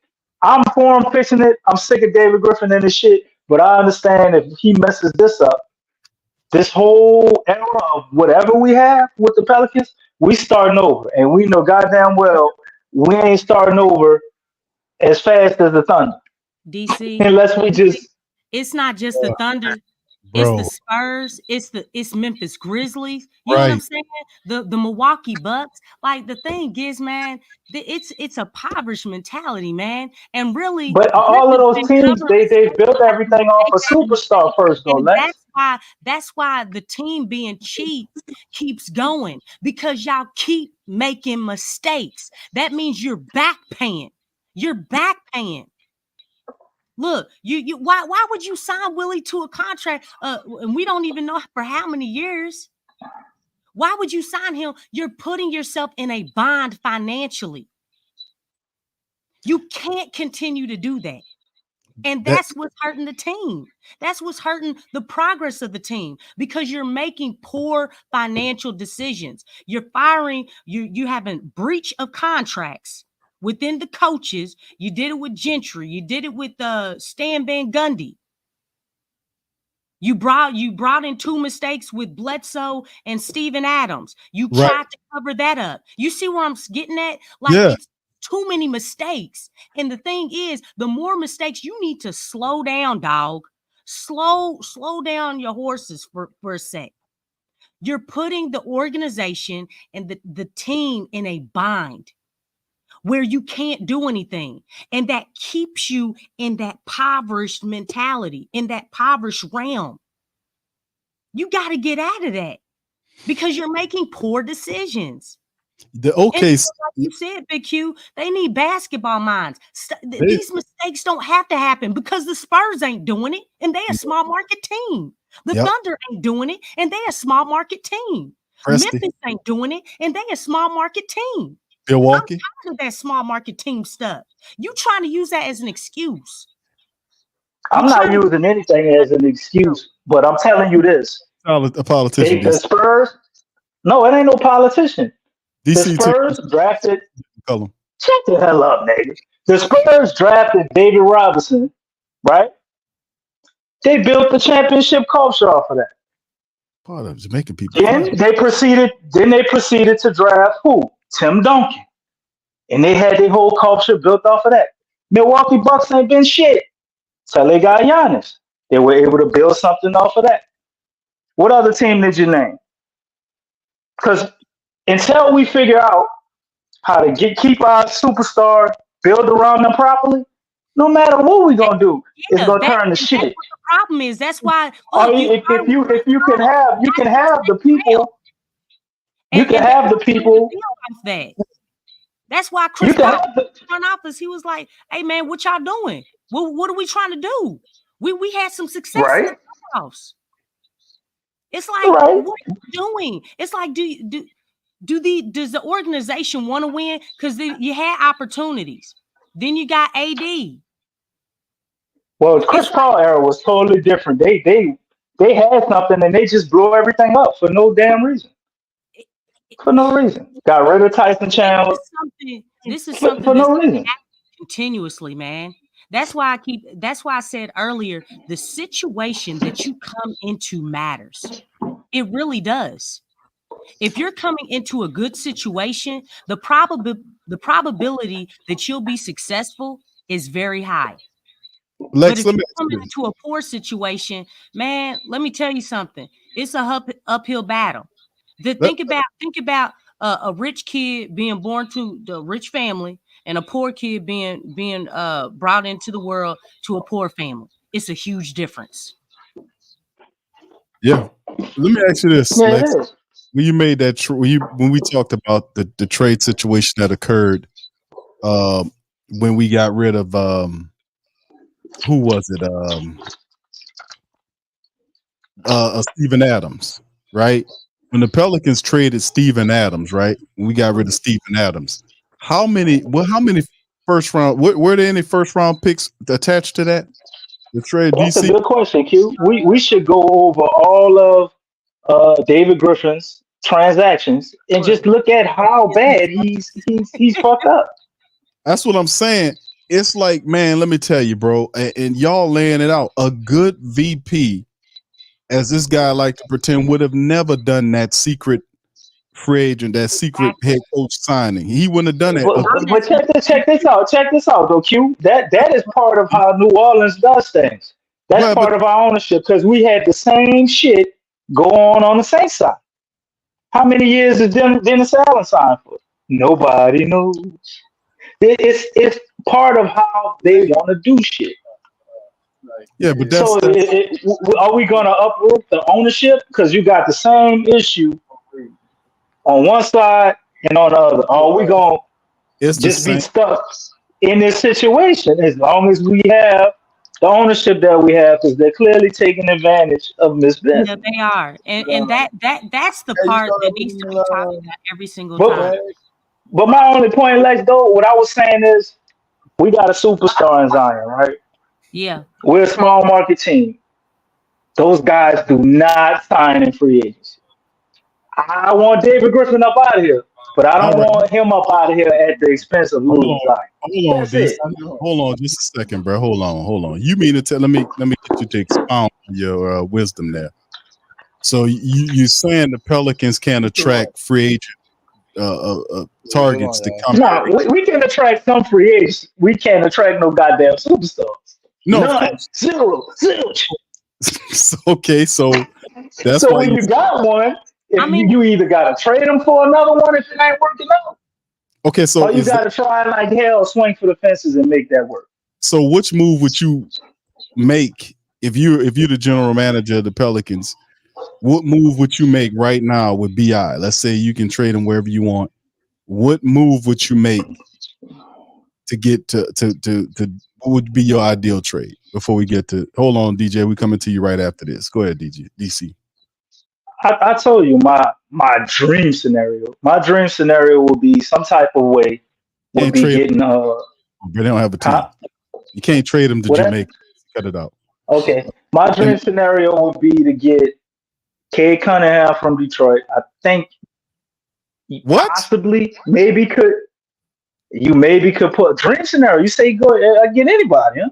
You fired, DC. You fired. They just got word. You ain't even hit the rest of it. We don't. Go ahead.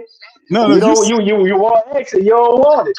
First of all, you open up your conversation talking about you want to trade them to Jamaica. They don't have a basketball team. Second of all, you mentioned your crazy ass said Jamaica. I said Detroit, nigga. All right, Cade Cunningham. You talking about Detroit? So you would forego. You need to put your listening ears on and take the ragged ass headphones if you heard Jamaica. Nothing wrong with these headphones, sir. All I'm saying is that you gonna keep interrupting maybe me. It's the hat. That's the best. That damn hat on too tight. Unbuckle that buckle. Go ahead, bro.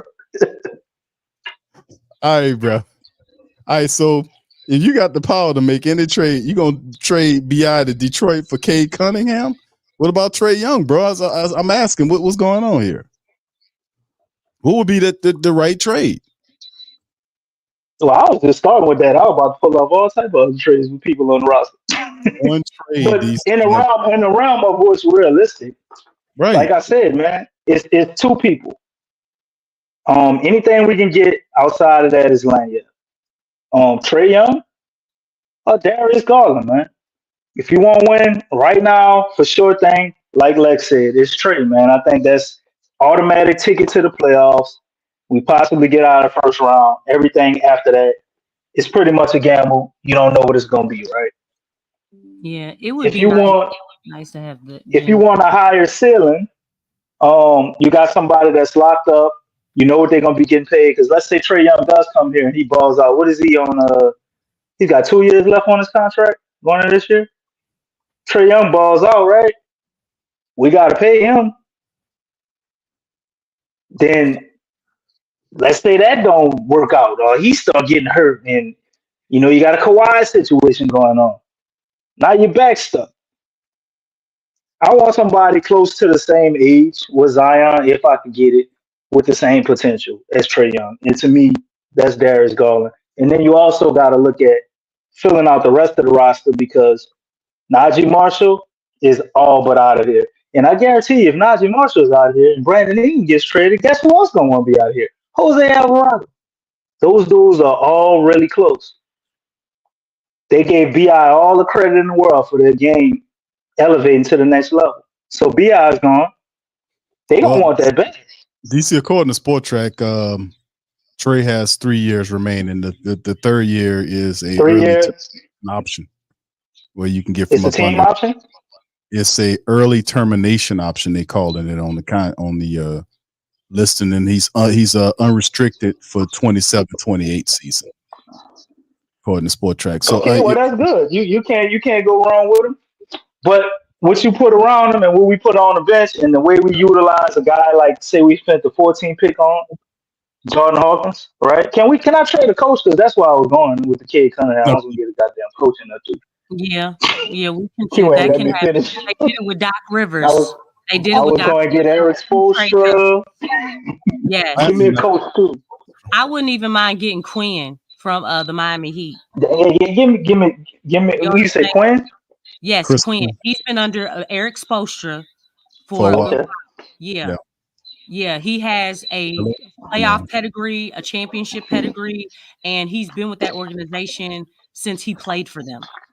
Mm-hmm. I would not have. But I think Cade Cunningham is the next, I guess, real big true point guard that's going to emerge, especially if he has some talent around. Let's say, okay, that's out of the realm, right? We've been more realistic. You got Trae or Darius Garland.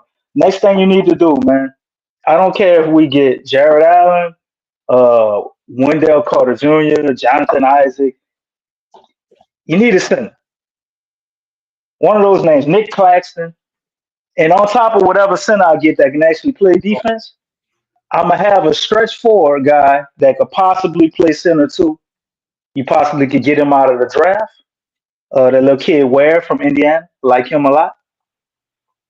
And you have somebody that you can implement at that 5 spot when the scoring is trash. If we get rid of Dyson Daniels, I'll give Willie one more defensive guy, and the rest of the roster, other than a backup point guard, is all goddamn shooters. You do that, I don't think the Pelicans can go wrong, man. It'll be a team that's constantly contending and winning for at least the next 5-6 years. All right, DC. Thank you for that. DJ, are you there, sir? Yeah, I'm in here. All right, bro. What up, Welcome on. DJ? What's up with you, man? The floor is yours. I, Wait. all right. So, um, first of all, how y'all doing? Next, if I didn't say it in the last show, Happy Mother's Day. Everybody tell Happy Mother's Day. Happy belated Mother's Day. All right. So I'm gonna break this down into three ways. First off, we already know Willie Green and David Griffin. If they fuck this up, if they mess this up, David Griffin is out the door as well as Willie Green. Second thing, rosters. I don't want Jerry Allen and I don't want Clint Capella. Let me tell you why. Reason why is because they don't stretch the floor. It's the same thing as Steven Adams. I mean, on defense, you just in the paint, damn near pretty much. Okay. If that's the case, I would draft me a center and rely on that, as well as what are we doing with Carlo Mekovic? We still have him on the books, so that I mean, Willie like to play the small ball lineup. Carlo Mekovic, he's about what 6'10", 6'11". You can still put Larry Nance in the game or EJ Liddell in the game, and whatever else on the roster that you have that's on the second unit. Uh, the BI trade. That's my third point. Uh, Me personally, I would trade CJ. The reason being because we need a 2 point guard, and he's not a 2 point guard. Dice he is not up there, but he average. Dice is average. The only thing I don't like with the Trey Young is because that's like another Jose Alvarado. It's just that it's Trey Young is gonna shoot. He's not gonna play defense like that. He can play defense. Don't get me wrong. Trey Young can play a little bit of defense, but as far as shooting wise and playmaking and shooting, that's what you're gonna get in Trey Young. Jose Alvarado, you're gonna get defense and maybe that's if he hot or whatever. Yeah, you're gonna get that type of Jose Alvarado. But if he have a bad game and yeah, on that side, that's what I don't like the Trey Young. And Trey Young is also what 5'11", 5'11" equal to 6 foot. I don't know. The DeJounte Murray, you got height, a dude that can create for himself. Um, it depends on what DeJounte Murray you're getting. Uh, as well as if I think that's DeJounte Murray, you can pair him up with Jayhawk because it's almost that time for him.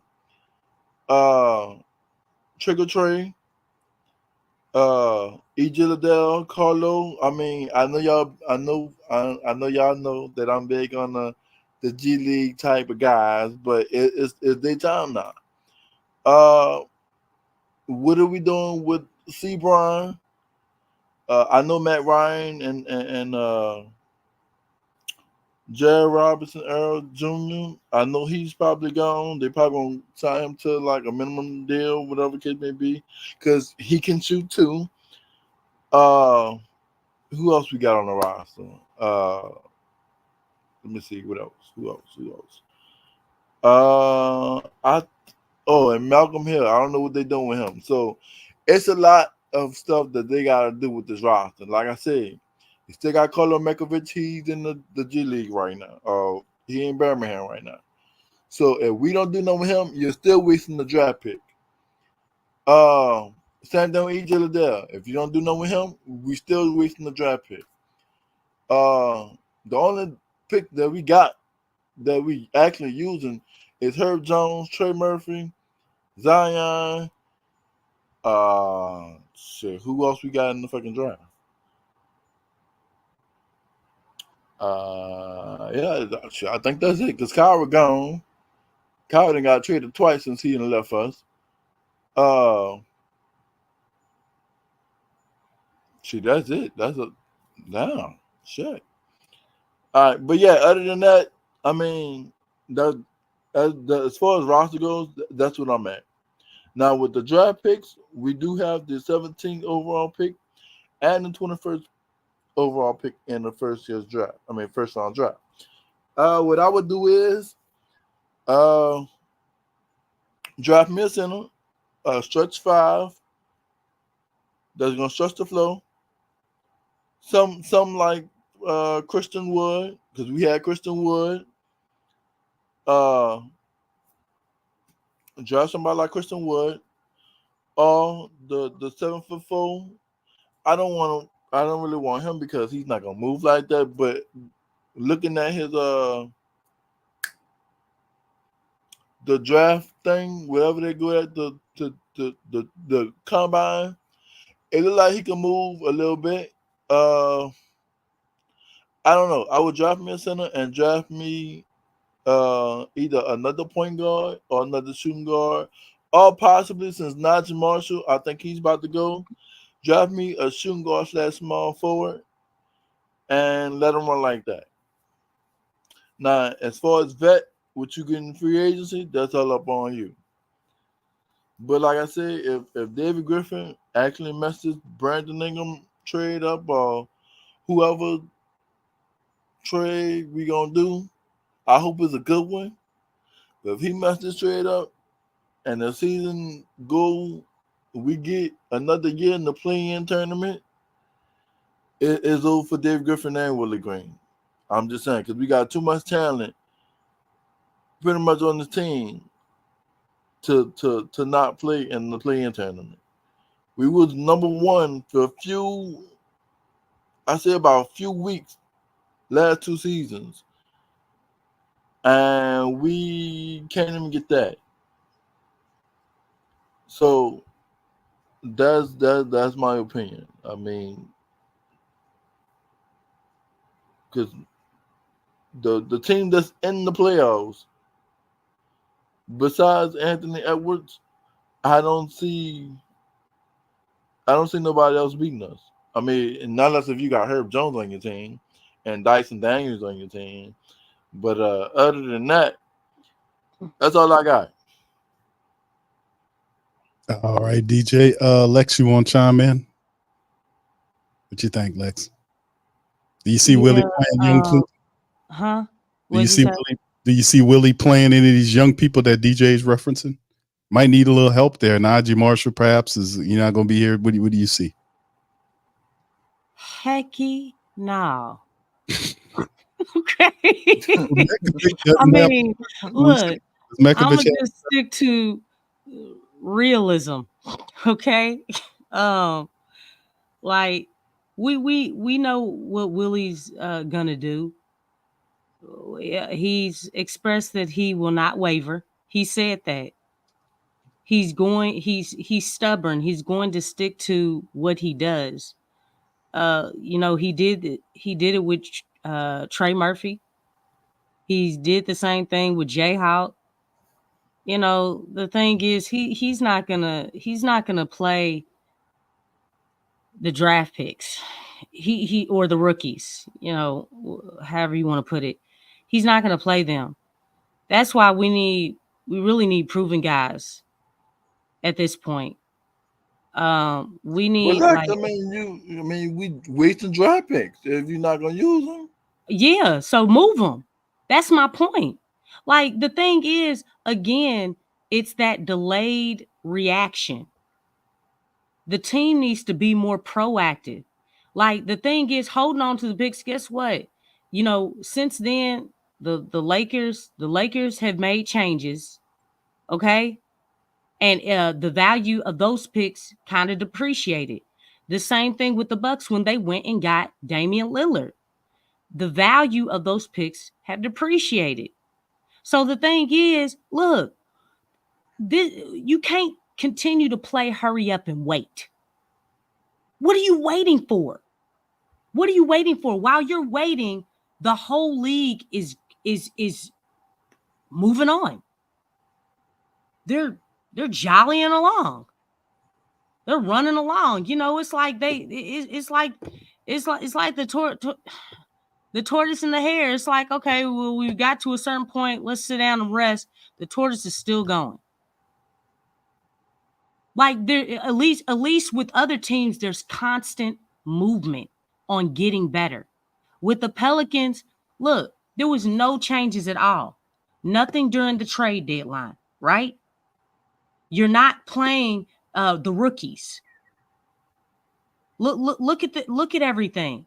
That means you stood still. You stood still while time was still moving. You stood still and you did nothing. Like every time that you sit still and you do nothing, whether it's the picks, whether it's trades, trading the coach, I mean, every time you don't do anything, the Pelicans are getting passed by. So it's like you might as well do something with them. Like this waiting game is not it. It's not it. Do something with the picks. Get rid of them because all they're doing is depreciating. Okay, when you take a brand new car off the lot, what happens? It depreciates. That's what the Pelicans are doing. Say, Lex, Yeah. what would you have done with the picks instead of allowing them to depreciate?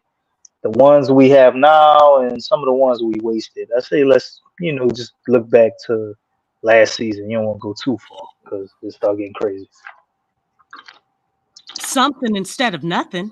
You know what I'm saying? For sure. I mean, I don't even know where to start. I mean, all right. So Lex, like. So, ABQ, do me a favor. What? I know we got him in the second round. What pick did we pick up, Carlo Mekovic? Let me look it up. I'm about to go somewhere with this one. Okay. Just a second. Let me see.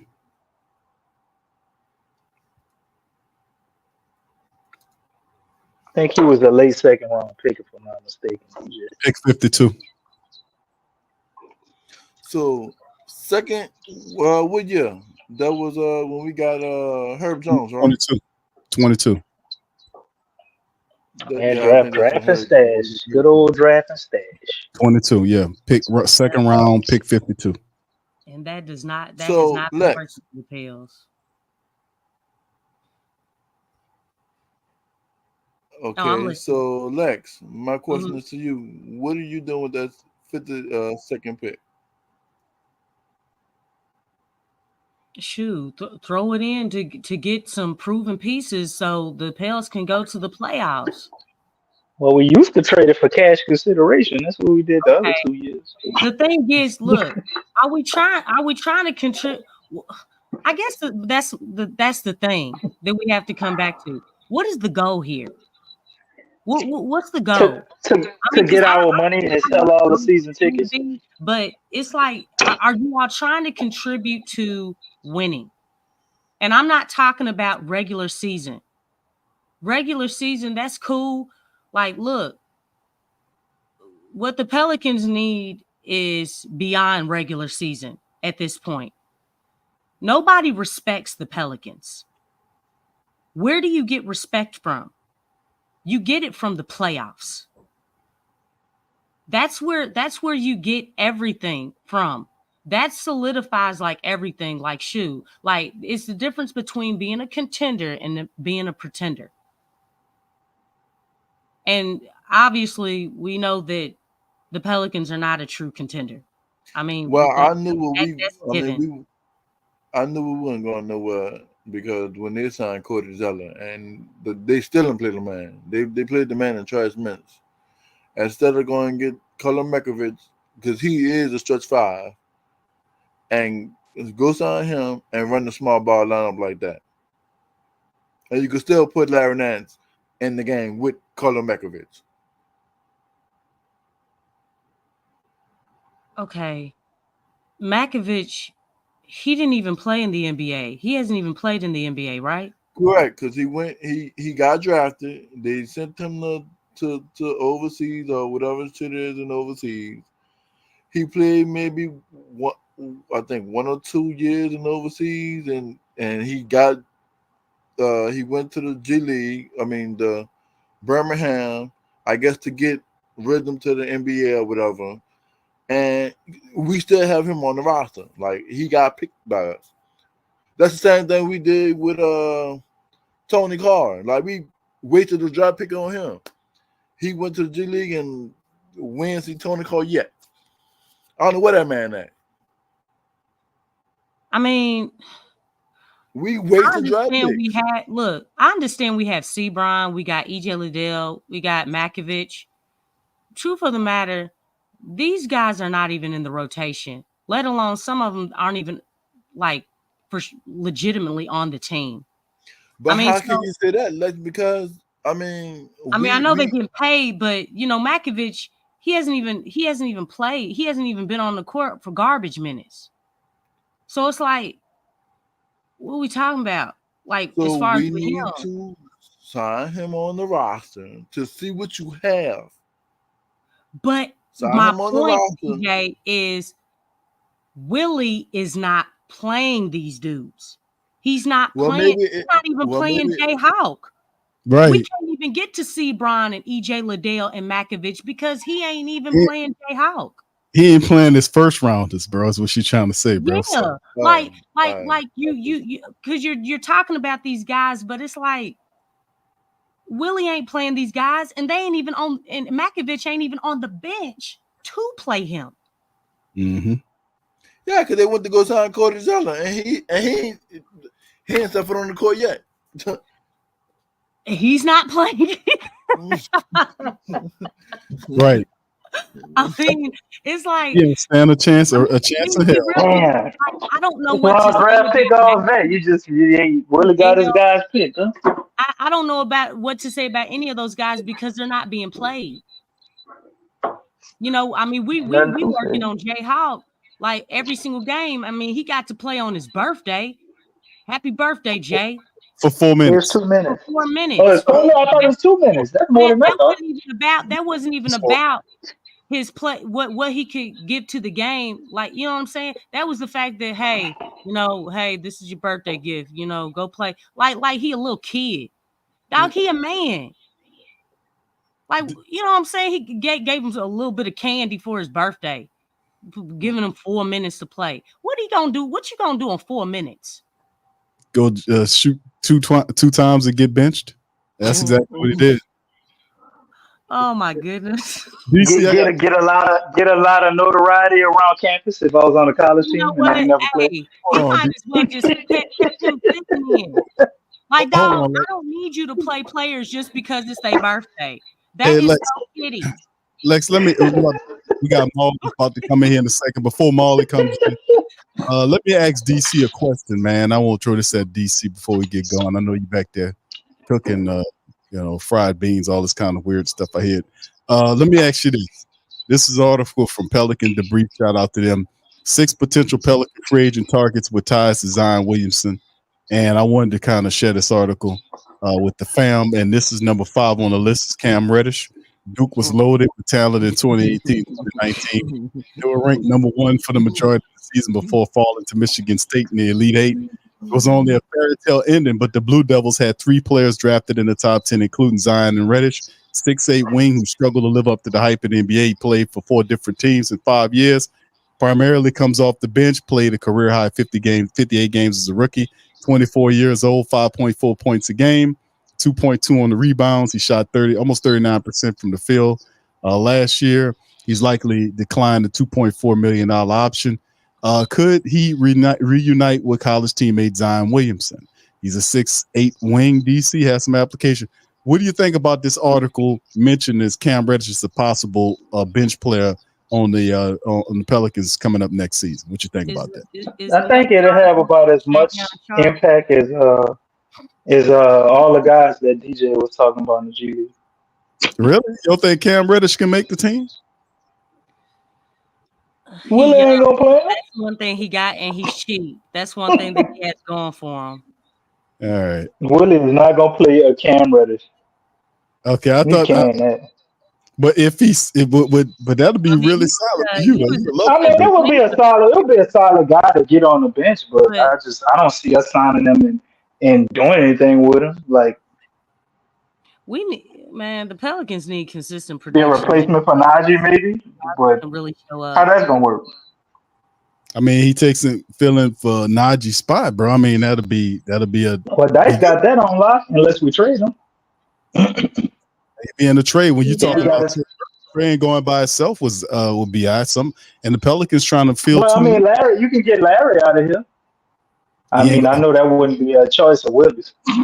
Well, I mean, anywhere. Well, the idea and the thinking is wherever the Pelicans send BI, they want to be able to try to fill two positions, like trying to get a center. It's like that's why people are really looking at the Cleveland thing that has some potential because Pelicans might be able to finagle a deal where they can grab either one of those guards, or perhaps try to get Jared Allen.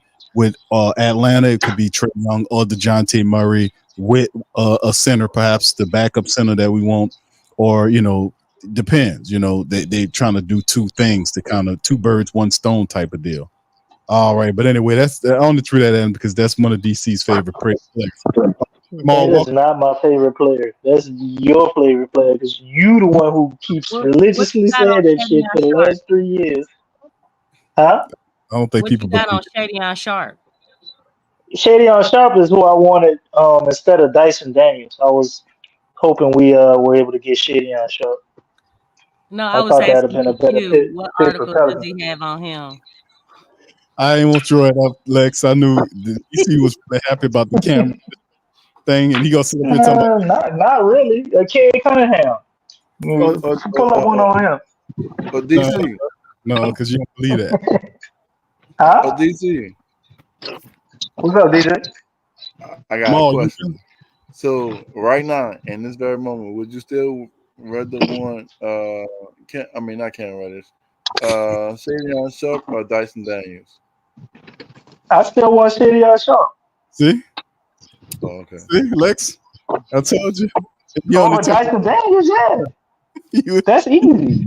You just said Cam Reddish. If I done brought up the article. I can definitely say Shadyon Sharp shot 44% on catch and shoot threes. At all. He is not scared of offense at all. DC loves his players, man.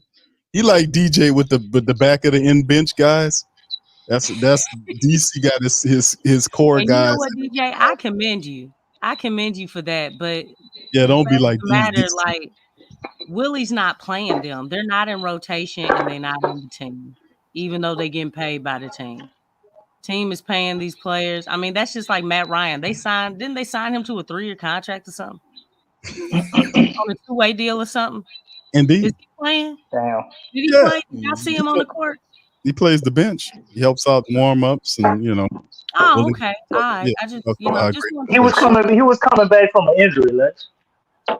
Yeah, he was coming back okay. from an injury. They said that he was back for a while and he had been practicing all that stuff. No, that's an excuse. He still was knocking off Russ.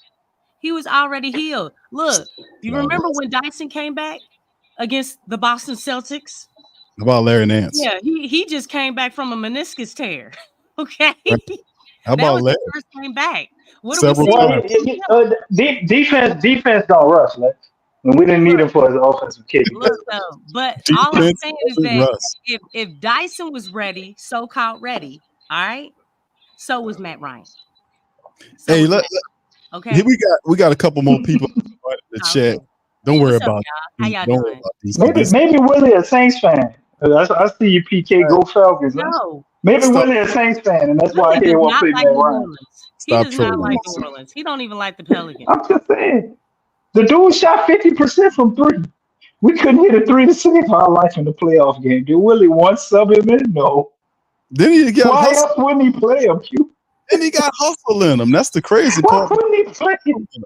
We had Matt Ryan and Jordan Hoggins in the game, and everybody thought the Pelicans turned the corner. We was about to be a whole totally different organization. Willie Green said, "Not so fast. Willie Green said, No, hold up now. Y'all talking too much about offense. Pump you Y'all down." ain't talking about defense. I got to sit them down.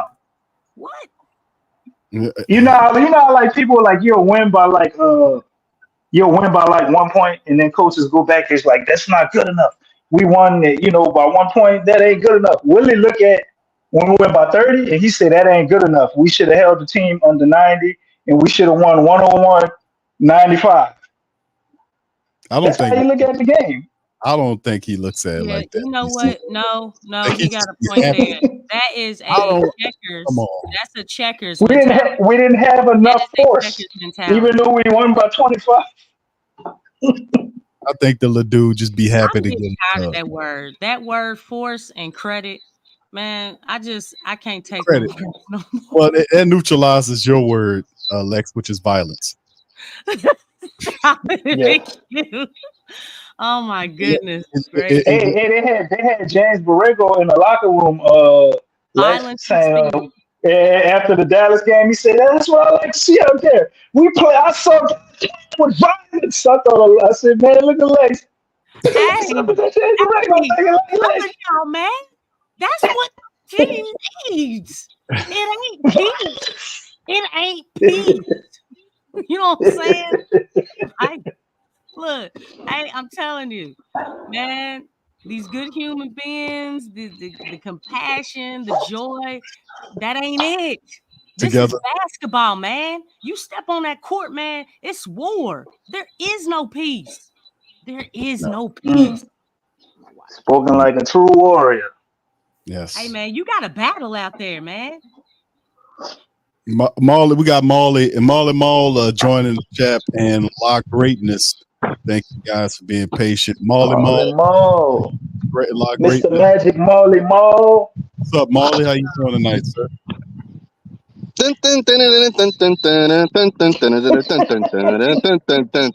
Oh, I thought Lex said it was a circus. Okay. But I got a question before I dip back out and check. Do you think Willie Green didn't fire? I mean, do you think Griff didn't fire Willie Green because the optics will look bad of firing 3 head coaches during his tenure? So I was maybe thinking about that part. So I just want y'all thoughts on that one. I think you got a hell of a point with that, but also like, would you fire somebody that does everything you tell them to do? No. Listen, I wouldn't have cared if they fired him if they would have got the right guy. Like if at the end of the season, this probably won't be the case because Phoenix paid Coach Bud what was it? 10 million, huh? 10 million. More than 10? It's $50 million for 5 years, so it's like $10 million a year. You know, they paid Coach Bud and got rid of Frank Vogel. So if it's the right coach and they're going for a guy with some championship experience that fit what they got going on, that bringing something like that direction to the team, like a Coach Bud would, I would definitely not care about him getting rid of Willie because we know why we got Willie. Willie was cheap. The Pelicans, old Gentry, the old Stan Van Gundy. And Willie Green mistake after mistake. Right. And Willie Green, they're covering up mistakes. That's what they're doing. But Willie Green, they got Willie for cheap, and Willie took several head assistant coaches that the previous administration had. That's why your boy Jock Vaughn, who they wanted, Jock Vaughn, that was the guy, and he was almost with them until they said, "Hey, man, you gonna, to take this job, you got to take these assistant coaches." He's like, no, I want my own people. So, Willie took those guys with him, and ultimately over time, he was able to shape his staff. But yeah, if you firing Willie Green to hire Coach Bud, man, I wouldn't even worry about it because at least I know this time you got it right. But that is definitely a great point there, Maul. What you think, Lex? I mean, it's just covering up mistakes. I mean, I agree with you. That's why, it's such a it's such a task, like, because you basically put yourself in a bind. Mm-hmm. You put yourself in a financial bind, and obviously, from a public standpoint or PR standpoint, you're also in a bind. So to save face, what do? Well, you're gonna keep them. You know what I'm saying? Henceforth, that's why they told Willie Green to keep the previous staff that was Stan Van Gundy's. I mean, it's just a lot of mess on top of mess on top of mess. So the thing is, it's like, now it's about the look. Okay, well, it's not going to look good because, that statistic is going to come out. Oh man, you firing another coach, you know what I'm saying? Like, that's that would be the third coach, you know what I'm saying? Or going into the fourth coach within like 5-6 years. So it just doesn't look good. And I think that's really, I mean, he's being a politician, you know what I'm saying? You got to go looks good, you know what I'm saying? And just work it the best way you can. But It's I one mean, other caveat I think we're not mentioning that I thought probably one of y'all would say. But did we ever stop to think, um, how does Zion feel about Willie Green? Maybe Zion really likes Willie Green as a coach. We know his father came out and spoke very highly of Willie Green, is that Zion? and that's his mouthpiece. Oh, That's now the that's the I only mean, I that's the thought Zion only was speaking speaking for himself, though. I don't that's know. the only speaking we've ever heard for him. How I does mean, he feel about I, Willie Green? I Because I didn't hear think him that would discussing. be. I heard Zion. I heard Zion. Well, This I'm just is saying they didn't like Stan Van Gundy. That got him up out of here. Not true. Cause Yes, that is, Les. I'm going by what Zion said. His stepdad ain't playing. Zion's Okay. playing. Zion said that Stan Van Gundy reminded him of his stepfather because he was old school. He reminded him of Coach K because he was old school. That's what Zion. Well, you can put it on Bi then, because I remember that practice they had when they was playing the music loud and ignoring it. So maybe it was Bi and some other players following behind him. But Yeah, Stan had lost the locker room, and I think the biggest thing with Stan is he would get up there in the press conferences and throw all those guys under the bus. That's why I well, think he probably lost them on top of not being able to connect with him. I right. know. But I maybe know Zion like him. I don't know. it is out You there. might be I right. know Brandon didn't like Stan Van Gundy. I don't think he didn't like his role. Because I mean, obviously, Stan Van Gundy, introduced Point Zion, and um, it just seems like that just kind of came out like Brandon. He didn't like all that. He didn't like playing off ball. So yeah, I mean that's been talked about a lot. That Stan Van Gundy's not here. He was gone because of Brandon. Yeah. I think A he was. lot of people, it Yeah. did come out that it was Zion, but Stan Van Gundy came out and he did say that he said this in a presser that Zion had nothing to do with him getting fired. He specifically said that. He did say that. I remember that. Yeah. Yeah, I So remember. it wasn't Zion. No, it was definitely Bi had something to do with this, but it was spurred on by Stan Van Gundy's halitosis. La Greatness, welcome into the stream, man. How you doing tonight, brother? Welcome on in. I mean, you're absolutely right. But how does Zion feel about Willie Green? You know what I'm saying? The fact that Bi could get Stan Van Gundy fired, couldn't Zion get Willie Green fired? Now that Bi is pretty much out of it. But go ahead and go ahead and bring the brother in, Q. Let him Yeah, talk. are you there, bro? A lot of greatness. La Greatness. LA greatness. What's happening, bro? All right. Unmute Guess your his mic. audio ain't working. Your mic muted, bro. Unmute yourself.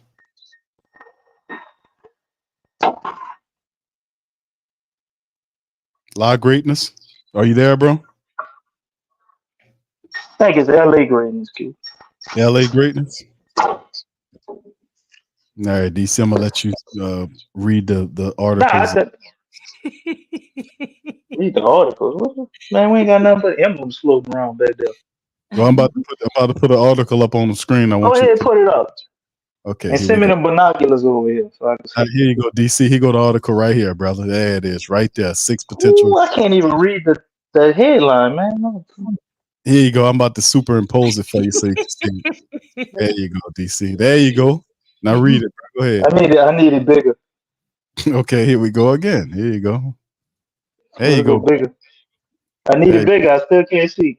Man, you're a liar. There it is right I'm there. on my phone. I can't see. Bigger. Dog, that's as good as it get. You ain't gonna be able to see. You got a pair of binoculars like a bar? You use the binocular. Use your glasses, bro. See, I ain't got none. DC full of it, man. What Tosh at? I should talk about him right quick. You know what I'm saying? How you acting funny, man. DC acting all funny. Y'all won't read no more. People criticize DC no more. Hey, Tasha, don't let him study up. Keep going with the article. All right, we got. Me and Tasha been doing good. I'm crazy, dude. Now she don't say nothing about my reading no more. She did say she just told you in the chat. She said, "Dude, crazy." That's what she called me now. Dude, crazy, dude, crazy. Well, Tasha, right there, come on, Q. You know you can't read.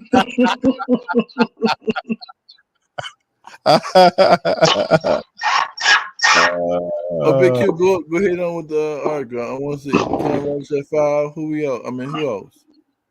Okay, now we got the next thing we got here. Now we talked about the Pelican. Well, we kind of flashed on screen the Pelicans draft plans. Now, it's a question in the chat for the family members. If y'all please feel free to check that out, man. There's a question there. I'm asking the panel. I mean the chat, whether it is, and I can ask the panel this, Lex. Will the Pelicans claim the Lakers 2024 first round pick? You know, that's the 17th. I think it's the 17th overall pick this year. Now they can either say no, we're not going to take that pick and wait for 2025, or they can take the Lakers pick this year. I asked the panel, the chat there of the flock. The flock told me 70% of them are saying that we should not take that pick. We should let it ride to 2025. So yeah, Q, because we shouldn't draft two rookies that we're not gonna play. That'd be crazy. But what about? And then we're gonna get in the same range. I don't know, man. Even next year, if the pick isn't that high, it's a stronger draft class, so we still can get probably a better player or a more comparable player. Right. Well, but that's one school of thought. But the school of thought that I was coming from was you can use it as a trade piece. Mm-hmm. So what say you, Lex? What you think about that? I definitely want some type of action, because again, the Pelicans have not been using their picks. Just been, like you said, DC, just stashing them. It's like, why are they stashing them? What are you doing? Now, I've heard many times that this draft class is weak, right? So I don't know. I haven't really looked ahead to, next year's draft class.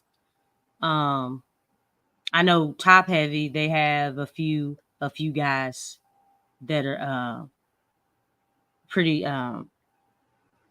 solid, but I don't know anything else. But with the Pelicans, I mean, they just need to go on and ship it off along with a trade. If the goal is to win, like right now, and you're trying to compete in the West, you need to do something. If you're not gonna get, pick somebody that, with the hopes of playing, if you're not gonna play them, then you need to go on and put that in a trade. That's what you need to do. And they, like, Griff knows Willie knows Griff. Well, really, it's more so that, Griff knows Willie. But the thing is like, look, you know what's going to happen if you keep this. You draft somebody and you don't play them. If you're talking about change, that's why, because Willie is going to play veterans. We know that he's going to do that. We know that he's skittish when it comes to playing rookies. He's proven that year after year. He did it with Trey Murphy. He did it with Jay Hawk. You know what I'm saying? So you might as well put it in a trade. Get someone who has more experience, who's a little bit more proven. You know what I'm saying? More productive, so that Willie plays them, because those are the cards that you're being given right now. That's what you have to work with, and that's understanding Willie Green's stubbornness. He's not going to play his young players. He's not going to play the rookies. He's just not. So, you might as well get more experience, a veteran up in there. Not like CJ, somebody like in their prime or something. You know what I'm saying? That's been to the playoffs, that's gotten to a second round. You know what I'm saying? Those are guys, or even to just gotten far in the playoffs. That's what type of guys that we need at this point. If you're trying to win. So. Yeah, and I'll tell you one thing, there's a lot of centers, man, in this draft, man, for different type of centers too, prospects, but ultimately we'll see what the Pelicans decide to do with it. Shout out to Brother Aramis. Thank you for the super chat, Brother Aramis, man. Appreciate you. Thank you very much, my friend, for that. Much love for the super chat. What's good, family? Thank you, fam. Appreciate you. We're going to bring in Chris 2K. Is that right? 2K Nola? Welcome on in. What's up? How you doing, my brother? Appreciate you, man. You had some problems getting in the last time, bro, but welcome on in. Yeah. I mean, I ain't had no issues. I was just I had a little event going on in Dallas, but I wanted to talk about this topic with y'all because I've been looking at the different trade scenarios that everybody been throwing out. I Right. had a few things come up on Bleacher, and somebody sent me something up from Jake Madison, who does Locked On. So I was thinking, if we're gonna trade Bi, whenever we do a trade for him, it should be something that don't take away from too much of our defense or our flow. It has to be something that elevates us right now. So the trades that I was thinking about is going to get people that we had problems with. We had a lot of problems with energy on our team. Like, a lot of people have to be elevated, a lot of hustle players. We got too many undersized people. Like, we look at our team, a lot of people on our team is just undersized. When we go against guys like Giannis, we go against guys like Joel Embiid, LeBron. It's just a lot of rim running. And we really got Herb, who's small. We got Brandon Ingram, who's slim. We got Dyson, who's a little undersized. Najee, undersized. CJ, Hawkins. All these guys are slim or undersized in some way. So if we bring in Trey, it's like we're forgetting that this guy's going to cost $40 million, and we still going to need a center. So what trades we could do to cover both of those is going to get somebody like, try to get a Derek White and Al Horford, try to get a Mikal Bridges and Nick Clax, because they wanted a superstar and they asked about Brandon Ingram before. Getting somebody like Jonathan Isaac and France. We don't need another number one on our team. And every team you look at right now that's been winning in the playoffs in the top four in each conference, they don't have a point guard. Shai Gildress came in the league as a shooting guard, and he was playing some small forward coming through college. He wasn't even playing point. He's the main guy, but they got Luka running, they got Jason Tatum running. We never really ran with a point guard. I don't think we need necessarily a point guard. We just need a lot of hustle, smart players that can defend with some size. So you go get you some smart players like the Jaden Daniels, or people that play like that hustle like the Josh Hart, that have the size. So when we trade, I think one of the best trades we could do is go and get Mikal Bridges or Nick Clack. So go and get, if we could get Derek White and Al Horford, or we could get, I would take DeJounte Murray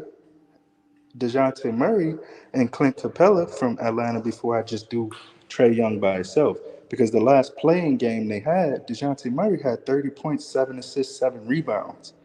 Trae Young had 22 points, 10 assists, no defensive stops, no nothing like that. So Putting him on side of CJ, we're just gonna be complaining the whole year about how we don't have enough size. We could cover those things if we just make a better trade. We don't have to just get one superstar. I don't think the big three thing works anymore. We just need a bunch of smart players. And that's what OKC have. Our rebuild started when theirs started. Our rebuild started when Minnesota started. And we made fun of Minnesota when they gave up a lot for what's his Go, name? Rudy Gobert. go But by, yeah. they played the size game. Got the size and had one dominant player and got a whole bunch of supportive pieces. We don't need a lot. We had 49 wins. We really could keep our team, but since Jonas leaving, it's gonna cause us to switch some things up. But that's just all I wanted to say on that piece. Not losing too much by trading for one guy and doing this big three thing again, but just covering it on all fronts. I'd take a guy that scores 21 points but plays defense and rebounds than a guy that scores 25, gives you assists, no defense, no size. It just don't make sense if we're trying to go to the championship. All right. Any response to that? Thank you, 2K. I respect what he said. I mean, definitely it's about, building some balance. But one thing I will say is that Willie Green does love that small ball. So henceforth, the undersized, you know what I'm saying? I can get with you that, we definitely need that size, but even with the size, like he set the 7-footers and put in Larry, so, and then obviously, CJ, he was being hunted. Jose, I can see obviously, because of his size, but she really kind of likes that. So that kind of plays against his philosophy there. But yeah, I definitely respect what you're saying, getting, quality players, and, get quality production. I actually liked Nicholas Claxton. I actually, I liked him over Jared Allen. And because they were talking about what's his name? Mikal Bridges. They were talking about him at the trade deadline or right before the trade deadline, as far as possibly trading for him. No, And that was the start of I think the off season. They rolled out the Mikal Bridges, the whole Kevin Durant and Scoop Henderson, the whole thing. okay, I thought it resurfaced again during Yeah, during the I want to say I heard that DC resurfaced That around the trade yeah. deadline. I thought it it resurfaced. was the loudest at the beginning of the season, but they No, probably I get did what say some you're saying. stuff at the trade deadline too. I got you. Yeah. But yeah, I think it resurfaced because the Pelicans were looking at Nicholas Claxton as well. But shoot, I just don't think I don't think the Nets were ready. They weren't trying to give up Mikal Bridges. They wanted to keep him. They look at him as a perennial piece to build around. So, but I actually wouldn't mind having. I mean, he's kind of like Jonas. I mean, the dude is available. You know what I'm saying? And that's one thing the Pelicans do need. You know what I'm saying? He's productive. He's long. He plays defense. He actually his numbers kind of went up once he was traded from Phoenix Suns because he was actually put in that position to do more. So I'm not against that. That is a good piece, but I mean, whatever pieces we get, coaching's definitely got to be right. You know what I'm saying? To put these pieces together, because Willie is in love. Like he has his Preferred. symptoms. You know what I'm saying?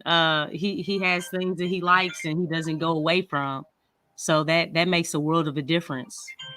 And we definitely should defer that Lakers pick. We definitely should defer it because if they pick up JJ Redick as a What's up? head coach for the Lakers, we might get a top 5 pick from that. Yeah, if LeBron leave, then it's like, that whole Lakers pick look totally different. Would you draft Um, Bronny just to bring LeBron here just for a year? No. no, Mm, Not I no. mean, even if he's think there in the about that. I second don't. I round? don't think. I don't think it's worth it. But I do like your thinking. Far as how you were looking at putting the team together. My only disagreement, I guess, would be the point guard thing. Like, we're in a lot of people refer to it as a positionless league, Mhm. and you could just call guys facilitators. Even on all of those teams, you had somebody set the table. Like Boston, Marcus Smart may not be Trey Young, but Marcus Smart is still a good table setter. What he was able to do for Boston, they were extremely successful with him. And now they got Drew Holiday over there too, who's a point guard. You can look at a lot of different teams like that. I think the Pels, why everybody talks about point guards, Shea Gilgis Alexander, like I watched him, man. Shea did play multiple positions. Shea is a point guard. He can play the point guard position very well. He can sit there, set the table, and facilitate for everybody, or he can score too. It's more like you got a lot of guys who have those different capabilities in their toolbox now. But uh, it's kind of over the days of like having a John Stockton or somebody who's not really a scorer, but he can score if you don't respect him. But with Zion, though, you got a guy who's limited on the perimeter, so I think we do need that. But Mikal Bridges, Nick Clax, that'd be a good get for Brandon Ingram and Derek White. I think could kind of maybe fit that mold a little bit too as a facilitator. But with Nick Clax and Mikal Bridges, I think we still would be at a disadvantage if we didn't get a point guard. We still need a table setter to set those guys up. CJ cannot do that. And Zion, although he has the capability to do it, he's still limited in some areas at this point. In his game right now, those holes probably can be filled. But I look at Zion as being more like Giannis. Like, yeah, he kind of run the point and you put the ball in his hands, but he's not really that. Like, you need somebody else to have some of those duties, which is why when they got Drew Holiday, they won the championship. So you have guys that kind of can do this or kind of do that, or you have what they call connectors. That kind of works. But to me, the ultimate level, when I look at all of the teams, whether you want to label them point guards or not, it's not ironic to me. It's ironic to me that people don't see that all of these teams is always a mastermind level facilitator there. In all of these championship teams, it's always there. Even the Lakers. Like, I don't think the Lakers would have won that championship without Rondo. They needed his mind. They needed the other stuff that a lot of point guards bring to the table. And then you could look at Denver. Jokic is basically that, but he plays center, but he's really like that point guard. So this positionless league thing, we need a facilitator, connector, point guard, whatever you want to call him. No matter what we do, if we don't get that, it's still gonna look disjointed. But everything else you said, Big Dog, was on point. Yeah. And one thing I will say is that, like, looking at the teams as far as in the West, if you look at their situation, they have guys that can really facilitate and orchestrate the ball. So if you're looking at going deep into the playoffs, as the opposition gets more challenging, you're going to need that point guard to, okay, hey, let's settle down.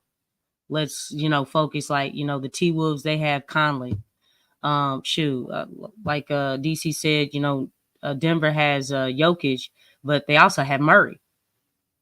And Murray, he does take charge sometimes down the stretch to really, calm everybody, get everybody in their spots and things of that nature. Or they run their two-man game. Obviously, with Dallas, you got Kyrie, and you got Doncic. You know what I'm saying? So you got two guys who are capable of handling the rock and settling down everybody. And then with OKC, you got Shea, and you also got Giddey. Now, Giddy's not a huge offensive threat, but I mean, he is their point guard. You know, he handles those duties. I mean, Shea does too, but you know, I guess when Giddey sits down, but Giddey's been the one who's been, you know, running the point. So, you know, it does make a huge difference to have that, you know, legitimate, you know, I guess point guard. I don't think at this point, when you say point guard, I don't think any of it's traditional. You know, I think you can have a high level of point guard characteristics without being the traditional point guard in the NBA now. I mean, obviously those guys like Chris Paul and you know, obviously Rondo, they're strictly the traditional point guard. But I don't think now you really have that solely, even though we call it point guard, nobody is 100% that traditional point guard. It may be 90%, 80%.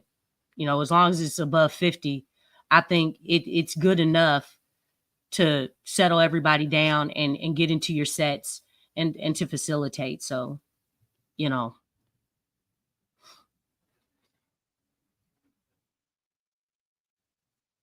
Yeah. All right. You still there, Chris?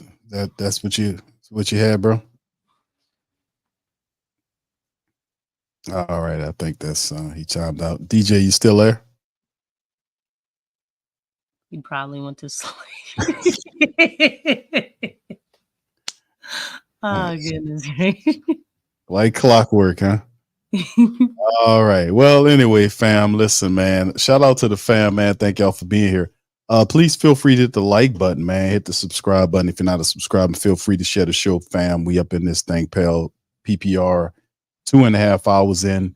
There is a question in the chat for the family members. Will the Pels claim the Lakers 2024 first round pick? I think it's 17th overall in the upcoming draft. They have until June 1st to pretty much decide on whether or not they're going to do it. So yeah, they have to June 1st, I think it is, for them to decide on whether or not they're going to take it or not.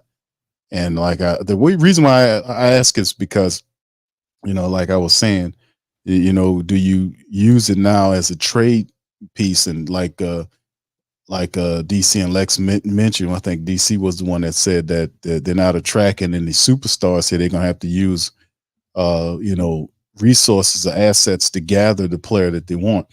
And usually that logic does make sense if you're a small town team and you have an opportunity to trade a Brandon Ingram, despite him being off from his regular average. He still averaged right around 21 points a contest. That still helps out. You know, a lot of teams can like, man, that's a value there because of what he can do. Do we use that? And we should commonsensically use that trade asset to see if we can get, you know, a center, you know, guard. I like a lot of people like the Trae Young thing. I know Lex was talking about the Trae Young thing to get a star for a star, you know, to get a star with a star, to have his shooting ability, one of the top shooters in the game. And he's also an assist guy with Zion. And you're talking about gravities with Zion, what he does, and with Trae, what he does. That could be magical. And you still have Trae there, Trey Murphy there. You still have Jordan Hawkins there. You know, you're going to have to replace Najee, find somebody for Najee and find a center, maybe in the same trade. That's what I was thinking. Like, if you're going to trade BI out there, perhaps we could try to see if we can get, you know, the guy, you know, the point guard and with the center. Pelicans were looking at, what's the backup center name? Okongwu. But didn't you say some of your sources, Q? You said they're not giving that guy up. You mentioned that to me. Is it? I'm questioning that because that's what I was told, but I'm still questioning that because it appears that it's going to be a center who they take with that first overall pick. There, you know, word on the street is it could possibly be I think his name. What's the top guy? Sarr. Yeah, everybody's talking about Sarr. Alex Sarr. So that appears to be the guy they're going to take, 6'11", 220 plus pounds. They're looking at him as being the guy. So, you know, that backup center could be available. But like I said, it depends on the contracts too, because let me see if I could pull some of this stuff up here in the trade window. I think a lot of people are underestimating the the value or the perception that Brandon Ingram may have around the league. I think people look at the fit, how things have worked here, but like you got a dude who can pretty much do everything. Like I think Brandon Ingram, if you were putting him on a team with a guy that primarily plays on the perimeter or doesn't overlap the same areas on the court, he does. Like you can build a team around Brandon Ingram. I think he's a lot better in the right situation than he is with us. Like Brandon Ingram's one of those guys gonna leave here, and he, especially if you go to the East, he probably gonna be multi-time All-Star. So the perception that other teams have around the league of him may be different than I think how the trade value or people look at his trade value, knowing I guess that we don't have all the leverage because we have to get off of him. So, but I still think if we load up picks, you should be able to get a guy like a Conwu, or if we did the trade with the Knicks, like 2K Nola was talking about, Nick Claxton, or Cleveland, you could get a Jared Allen because we have all of these picks that we talked about that we ain't probably gonna do shit with anyway. Like Willie don't play young guys. We're not the best at developing them.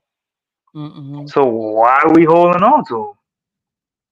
Well, Go swing for the fence. This one.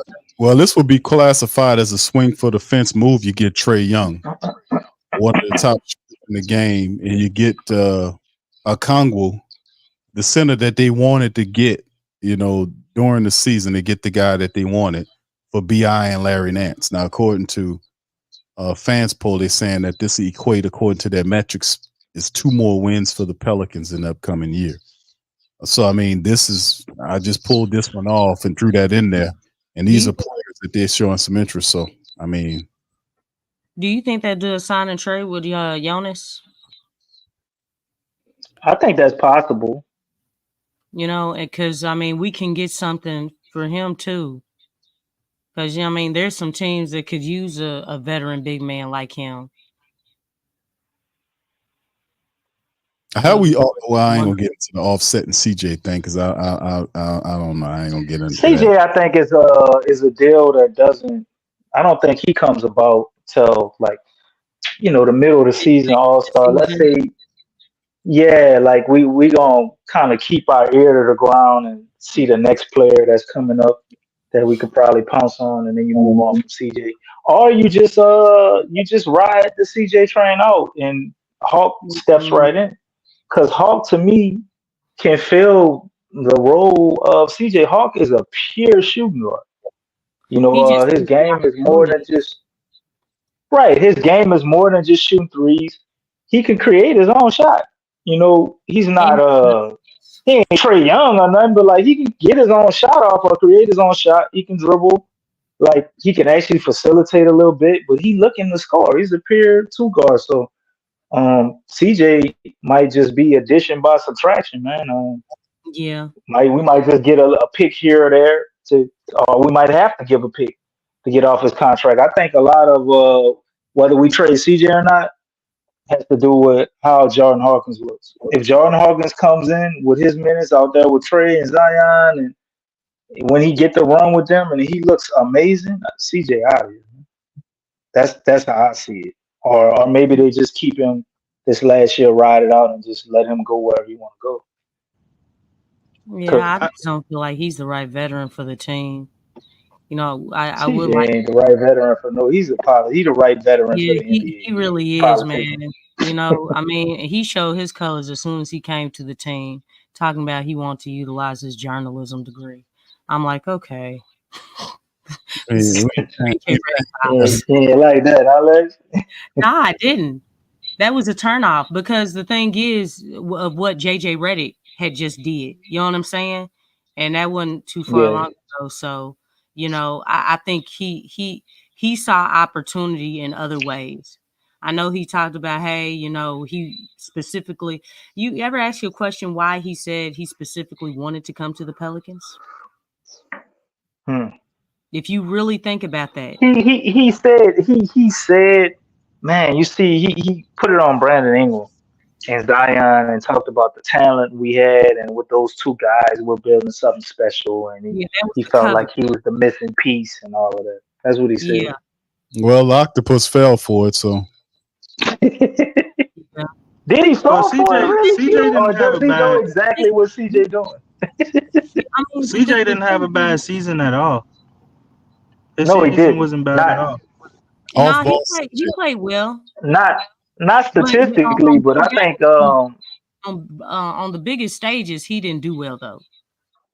the problem with him, Zion and Ingram, like that was an issue. CJ can score, CJ can hit threes, but CJ made a lot of unintelligent basketball plays that potentially led to costing us some games, or at least huge momentum swings that cost us games. Man, he wasn't really a compliment to Bi and Zion together. But I will say this: CJ with Zion and no Bi, that shit looked amazing. That looked amazing. I think Ingram So is if the he could, problem because he plays so slow. Ingram plays so slow. Like every time you get the ball, he got to turn his back before he shoot. He gotta do a Yeah. little spin even when he don't have man, nobody on him. them He five doing the dribbles. spin for no reason. It's like he don't play downhill. If Ingram played downhill and shot the three, his team would be so much better. We wouldn't even be talking about trading. If he just shot But we, but, 6 or 7 threes per game and played downhill, like getting to the rim like he know he could, getting Yeah. people in foul trouble, we wouldn't have no issues with OKC. now I'm gonna tell you something too, Kid Nolan. I know you know. Go back and look at Alvin Gentry with Brandon Ingram. That's exactly what he did. Because we had a team, the way that they did things had a lot more space. The paint is clogged. CJ is getting he's getting blitzed, he's getting double. He couldn't play that way. We didn't set him up offensively to be able to play that way. So some of that's on CJ. I mean on Bi, and a lot of that's on the coaching staff because we that guy got to an all star playing just like how you said. That's what he was doing, and we got rid of our the bit. Like I said, one of the biggest mistakes we made wasn't letting Lonzo Ball go. It was not replacing him. We got Yeah. rid of somebody that could generate easy points for Zion, which he gave him a lob here or there, but really Lonzo was creating a lot of easy points for Bi, and everybody forgot about that. And at the end of the season, that's why you heard Bi kind of take that slight at CJ and say, you know, having a point guard would help a lot. If we had a point guard, I would look like that guy in 2019 that went to the All Star game. That's what he's saying or he's thinking, and I agree with him somewhat, but I don't think it's all that. Some of that is definitely on him. But I think we had a chance to get so many point guards.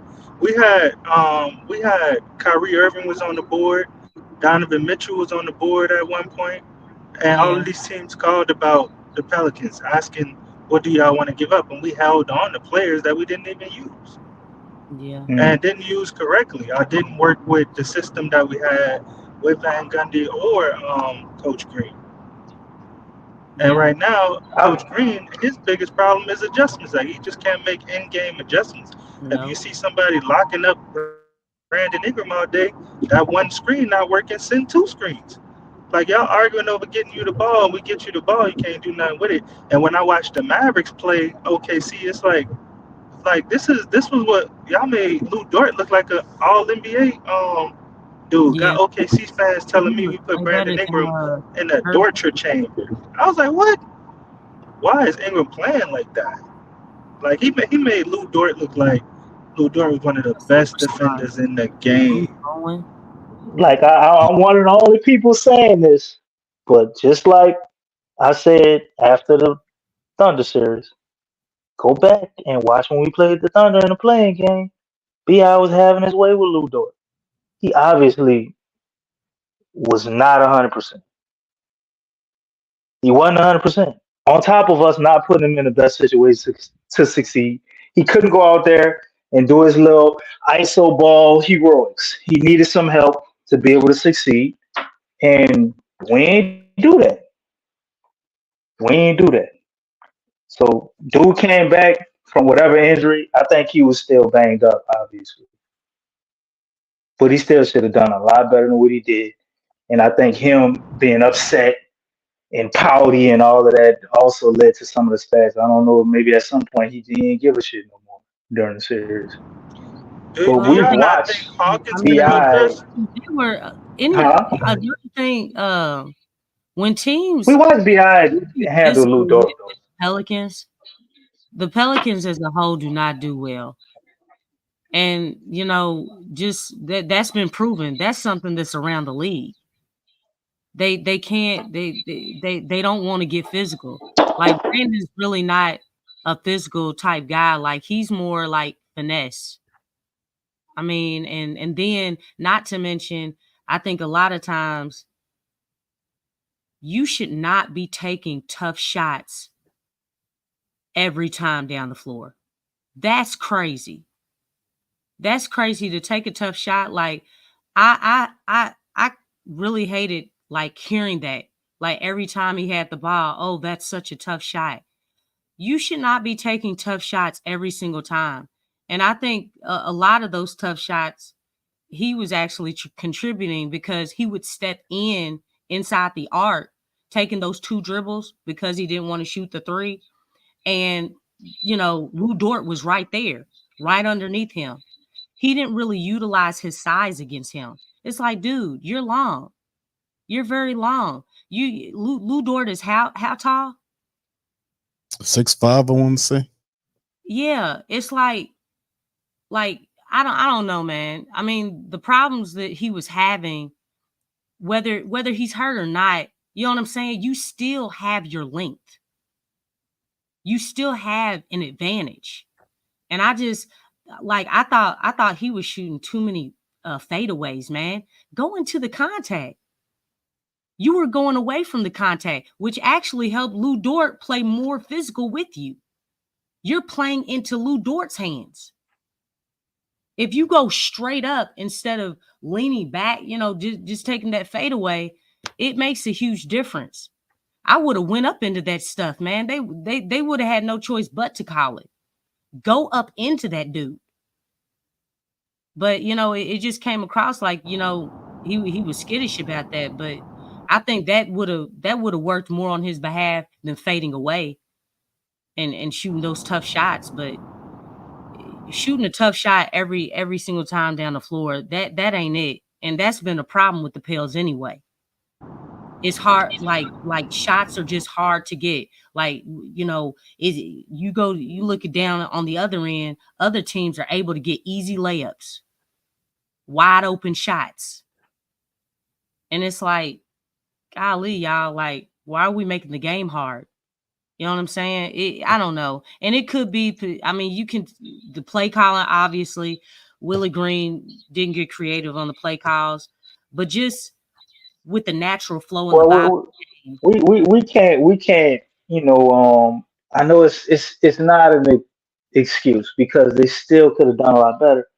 But like my dog said, man, they weren't calling they were clearly fouling them a lot of times. A lot. Like some of the same way Lou Dort was playing on BI. When he got on Luka, do the same thing. It's a foul. What's the But it answer wasn't against the Pels. Well, The answer to it is what Lex is saying though. The Like answer is you gotta figure out a way to get through it, but we can't act Luka like knows how to attract fouls. that wasn't a thing though too. Yeah, but still in all, that type of stuff was happening. The tough shots, she on it though. Them tough shots, though. You shit. Yeah, I but hate that about it. you're leaning to the referees not calling the game. That's been happening all No, season. that's part of it. That's part of it. Him being hurt, the referee is not calling the game, and him just being a bonehead, as well as the coaching, not doing what they're supposed to do. So you got all of these things that add up to him having 14 points in the series. But it ain't because Bi just miraculously fell off a cliff and he's no longer good at basketball at all and completely garbage. I don't think who's saying that. I don't think any. Some people, a lot of people are saying that. You really have to think through the game. I mean, obviously, like, look, I don't know, man. First of all, like somebody look, I think 2K Nola pointed this out. Man, the Mhm. energy is the biggest thing, man. The team's been struggling coming out the right way for a long time. Like I said, game 1 was their best game. Game 1 was the best game the Pelicans had. After that, they went downhill. They you know what I'm saying? Obviously in the elimination game, they did have a little bit more energy, but it's like it looked like, oh, okay, now it's time to play with energy. And that's what they look like. They look like they don't consistently play with energy. And when they decided to come out and play with energy, it's like it was so new to them that, it was kind of too late. It's like you can't just flick the switch and expect to be like, all right, yeah, we gonna turn it on and really, really go at these guys. Because the thing is, the Thunder, they play with energy too. But you know what the difference is? They consistently play with energy. Like they know who they are. They knew their identity. They know how to move the ball. They know how to execute down the stretch. Like, even though this Thunder team is young, they actually operate like a veteran team, which is very astonishing to me. We've never really seen that before. No, they're the youngest team. They've actually broken a lot of records being the youngest team. So, I mean, the way that they play and the maturity that they have out there, the composure that they have, the energy that they have, the coaching that they have, I mean, they're definitely clicking. They just click. They have it. They really have it together. Yeah, that's a byproduct of a team that done bought into the coach's philosophy, and it's tied into their identity. And it's just they're pretty interesting to watch, man. Watch how they play, man. They that's who they are. They fit that identity, and like I said, you got to match their energy. And the Pelicans, man, we have a lot of talent here. They just couldn't do it, and the coaching was a whole nother thing too. That energy is everything. It is. It really is. It really sets the tone. Instead of matching, I was saying, look, they need to exceed. Yeah, that's right. Exceed the energy and be the front runner and set the foundation of the energy, not match the energy of the other team. Because every time they matched the energy of the other team, it was still subpar. You could just see it. It's not something like it's not something that you have to look at the stat sheet for. Like, just looking at the game, it's like, man, it's like the team is right there with their energy. Like they want to just be right there. Like, no, you don't want to just be right there. Y'all need to go higher. Shoot for the stars. Set the foundation of the intensity of the game. Don't rely on the other team. Don't give the other team the opportunity to set that energy level. Don't do that. Yeah, they matched on the Pelicans too, and the Pelicans' gift this past season was their road warriors. They just took all that away from the Pelicans, and when they got home, boy, they look all kind of ways lost. They were a demoralized, defeated team, man. Man, maybe our whole goal was just to make the playoffs. That's what I think our problem is. Our problem is we okay with just getting to the playoffs and that be it. Like, as long as we make the playoffs, you can come back and be like, hey, at least we made the playoffs. But you want to make noise when you get there. But see, that's exactly what it was. But one thing, when Lex was talking, it hit me. And you saying them matching the energy and just we're right there. You know what it made me think about? Our front office. That's exactly what they do. So it's all coming right back down it all goes to the back team. to the front office all the time. It's all coming right back down to the team. So until we have that same energy in the front office, they even think about it. The player types we have. Everybody's so calm and laid back. It's not a big deal. The front office operates the same way. Yeah, the pressure. No fire, no intensity. No pressure. It's the same thing. No pressure. Same thing. So until that changes, it's over. Nah, you say it's over? Yeah, because Trajan, I heard he might be packing it up. Why would you think it'd be over just because we lose him though? Because What do you think? Trajan Langdon is a person who is really known in the NBA for scouting. Like anybody that goes and go watch these players play and they pick like who has really good talent in the league. Trajan Langdon is really known for how well he does that. We lose Yes, Trajan Langdon and only lean on Swing Cash and David Griffin. It's gonna be rough to come back from that when you're trying to figure out, especially right now when we're trying to figure out a big deal that'll help the Pelicans go beyond just the first round of the playoffs, where you're trying to trade a player like a Ingram and get better. Trajan Langdon has his hand. He really has his hand in that the most. Which I thought David Griff was the GM, but I found out that it was Trajan Langdon. And David Griff was like president of operations. But since Trajan Langdon might be president of operations for Detroit, it's like, is he scouting for Detroit or is he scouting for us? Because that'd be a big deal. he's still here. I mean, He's yeah, still in Trey, the contract, he's so still here. Right. He's been trying to leave for like 3 years, brother. Yeah. But you can't do like if we do lose him, I don't think he's someone that like we can't replace. David Griffin wants his job. David Griffin is he's one of them people that leeches off of other people's talents and takes credit for them. I'm pretty sure he's got his eye on somebody else he can suck dry and take credit for what he's doing. Just like you said, you Bryson didn't realize that David name. Griffin wasn't the GM. We've been saying that since what? Who was saying that's the 2019 Q? Yeah, Ben Sanders. He's just been taking credit for Trajan Langdon.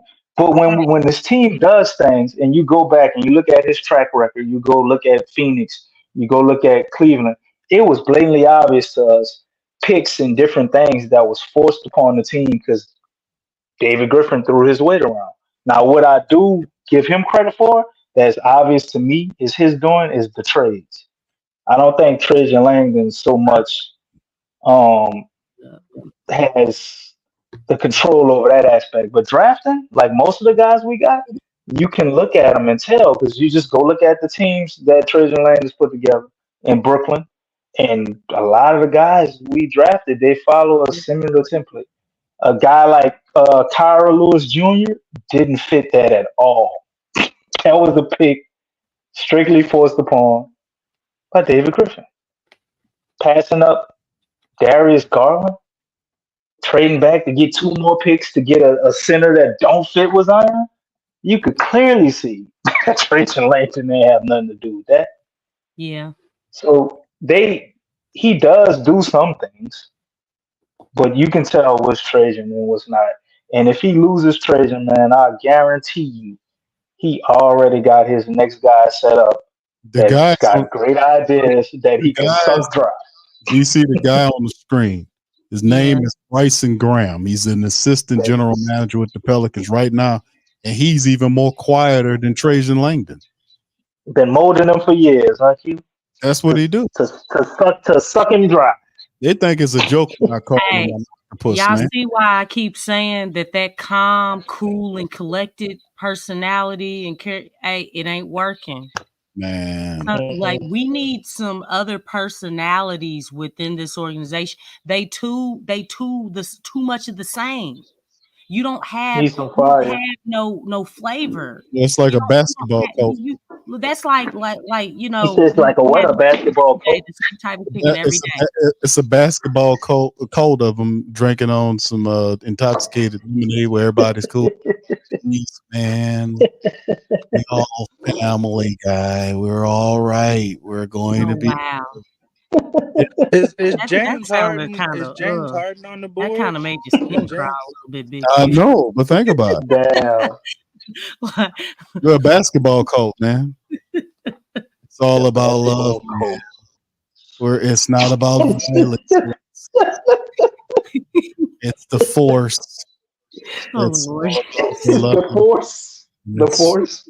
The guy's a leader, man. Come on, that's how it sounds. Come on in with Stan, brother DC. Oh no, we not. No, DC. Come on, DC. No. Come on, man. Come on, man. Do y'all know if Joel Embiid is on the board for the trade block?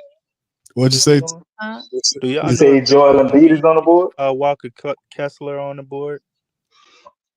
I think Walker Kessler is on the board. I don't know about Joel Embiid. Why would they trade him? I don't think he's on there, Chris. I don't think Joel Embiid's on there. They're trying to get BI to pair him with Embiid and They Ty. want us to give them BI basically. I They don't give have him shit. BI. I give him BI. Give us Maxi. They're not going to give you Maxi. Yeah, they ain't gonna do that. That would be retarded. That's part of. He's part of they tandem right Right. now.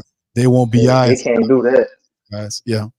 And he If they was to give us Maxi, we could do that one straight up, man. Like, well, how you give us any bums you want to make that money work? right. Yeah. We. Matter of fact, we'll even give you a couple of picks. Yeah, I don't think they're gonna spread. But I mean, if we had to look at the fairest trade in terms of them swing, and David Griffin's gonna swing for the fences. And like we mentioned on the show, we talked about the splashy move. He's gonna try. I mean, I guarantee you, he's looking at Trae Young and what he can do to get Trae Young here. I mean, that is the thing. That would be in his best interest, Big Q. That'd be the smartest, easiest fix for him, bro. That's instant. That instantly fixes the offense. It does. It gives you issues defensively with what Willie want to do. So we're gonna need an extraordinary big defensively to cover up some of Trey's flaws. Well, you might be able to get him in Okwango. CJ and Trae in that backcourt. He's not a defensive piece like that. Yeah, Trae and CJ. That's the only thing. If Trae comes here, CJ cannot be the number two. You cannot have two defensive. I mean, it's impossible. It's impossible, and it won't happen because you gotta re-up with Trey Murphy. They're gonna give him an extension. Trey Murphy's starting. Right. You're not gonna take her out. CJ has to go to the bench. You gotta go to the Trey comes here. He's gonna be the most expensive six man in the league. He'll still play starter minutes. It's only for a year, Alexa, or to the All-Star game. So I mean, it just is what it is. Build something now. Rome wasn't built in a day. You gotta hurry up and wait. Season. It starts in the off season, like because the thing is, you got to think the first half of the season, the backcourt. Kingston was because they hunt. Look how that shit working out. CJ barbecue chicken. Everybody was looking like a star against him. But see, Lex, that's the whole thing. Is like I don't know if you can say it's a trade market. I guess it is if you guess if you kind of push on it, but like I said, BI is first, and they might be able to get 2 for 1 with BI. Detroit needs a veteran. Yeah, but who we gonna take? They're not giving up Cade Cunningham. I mean, yeah, we need like a two. I mean, what about this? A big wing. What about Jalen Duran? They give us Jaden Ivey. Orlando can use a veteran. Quinn Grimes, and the number 5 pick. Jaden Ivey, Jalen Duran. No. The number 5 pick, Quinn Grimes. No. And yeah, that's it. No. Who Orlando got? Jalen Suggs. Suggs and Jonathan Isaac, Wendell Carter Jr. Okay, yeah, they're not giving up the Wagner brothers. I'm actually cool with one of them guys. DC's little cousin, Carmelo Anthony's son. I mean, not Carmelo. What's the dude's name? Anthony. Wow. Greg Anthony. Carmelo Anthony. DC's second cousin. What's the boy? The Anthony kid. Cole Anthony. Anthony. Yeah, J. Cole in the NBA. Oh wow. That's DC third cousin. Did we get swept by the Magic this year or the Bulls? The Magic. Yeah. Couldn't beat them, bro. But so we might as well go Johnny. It sounded like the Bulls too.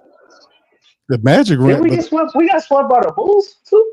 I think so. I don't remember winning no game against them.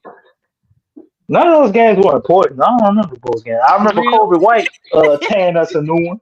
We ain't beat the Magic in 2 years. Hasn't it been like 2 years since we beat the Magic? It's the Bulls. Goodness gracious. Well, we beat the Magic in preseason if you're counting that. Oh, wow. What? No. I'm just saying. I don't see. I don't. Let me see. I'm looking at the Bulls matchup. No. Nah, the Bulls beat them the Bulls blanked the Pelicans this year. Swept them. Beat, So what? beat them Got swept by 2 teams? No, wait, 3 teams, including the Thunder. Yeah, the Bulls beat them 124 to 118 in game 1. In the second game, they beat them 114 to 106. But I remember one of those games, if not both of them, because it gets a bit blurred.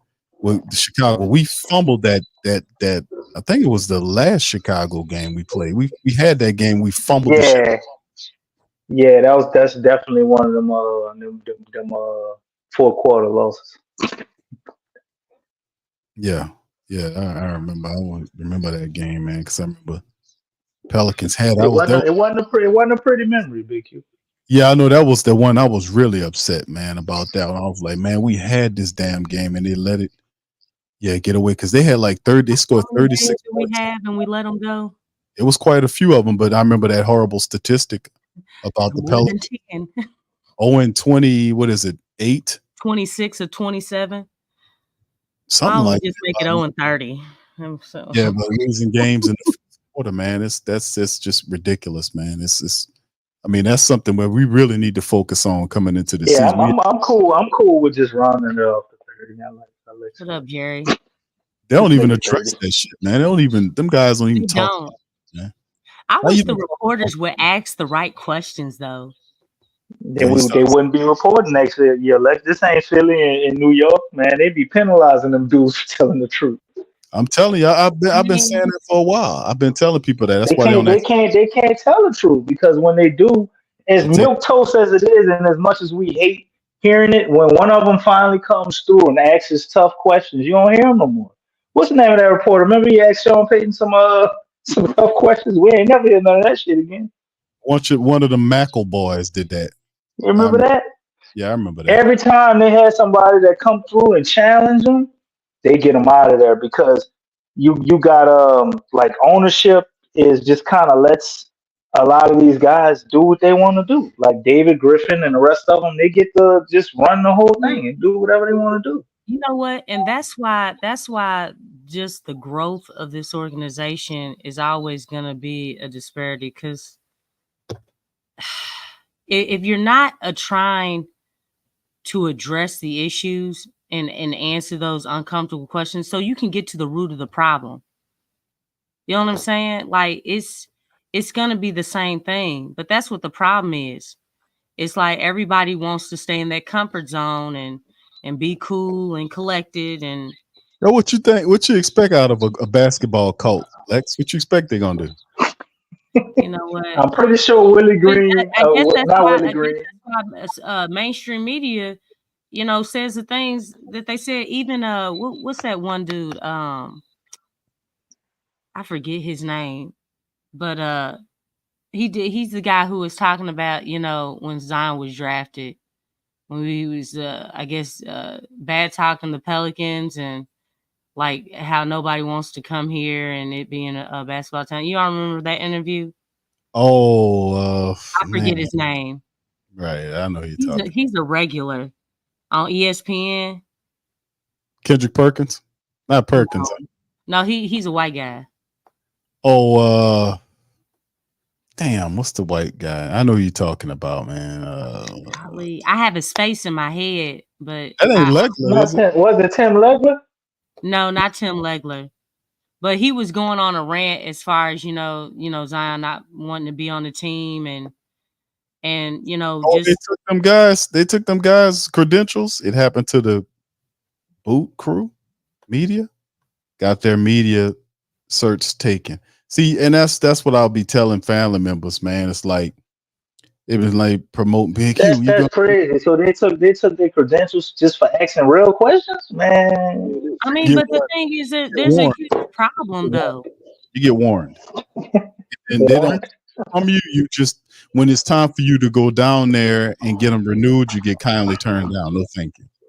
So, but that's how they whip you in line. That's what it's like. That's why independent press is good. My philosophy is this. Like if you're a reporter, you're going to ask the tough questions or whatnot. You're known for having, asking tough questions. You have that type of resume then that's a whole nother thing. Like you establish yourself as a reporter and you're asking the tough questions that they don't like because listen, they got the guy before you even see any people. He gonna give you, she or he gonna give you and tell you a few things about what questions they're not gonna answer. Don't ask these questions, whatever. And I'm gonna tell you, like when it comes down to the basketball side, like they'll take these guys out to dinners and shit. You can Google it, where the Pelicans, even under David Griffin, takes these reporters out, or he has like a lunch for the reporters. All that is done to keep these guys in line, man. Some of these guys are bought for a free meal or a lunch, or to feel like they're, attached to the team. Hillary eating. But hold on, I'm talking about my cousin like that. No, I like Will. I'm just saying. I peeped them cheeks.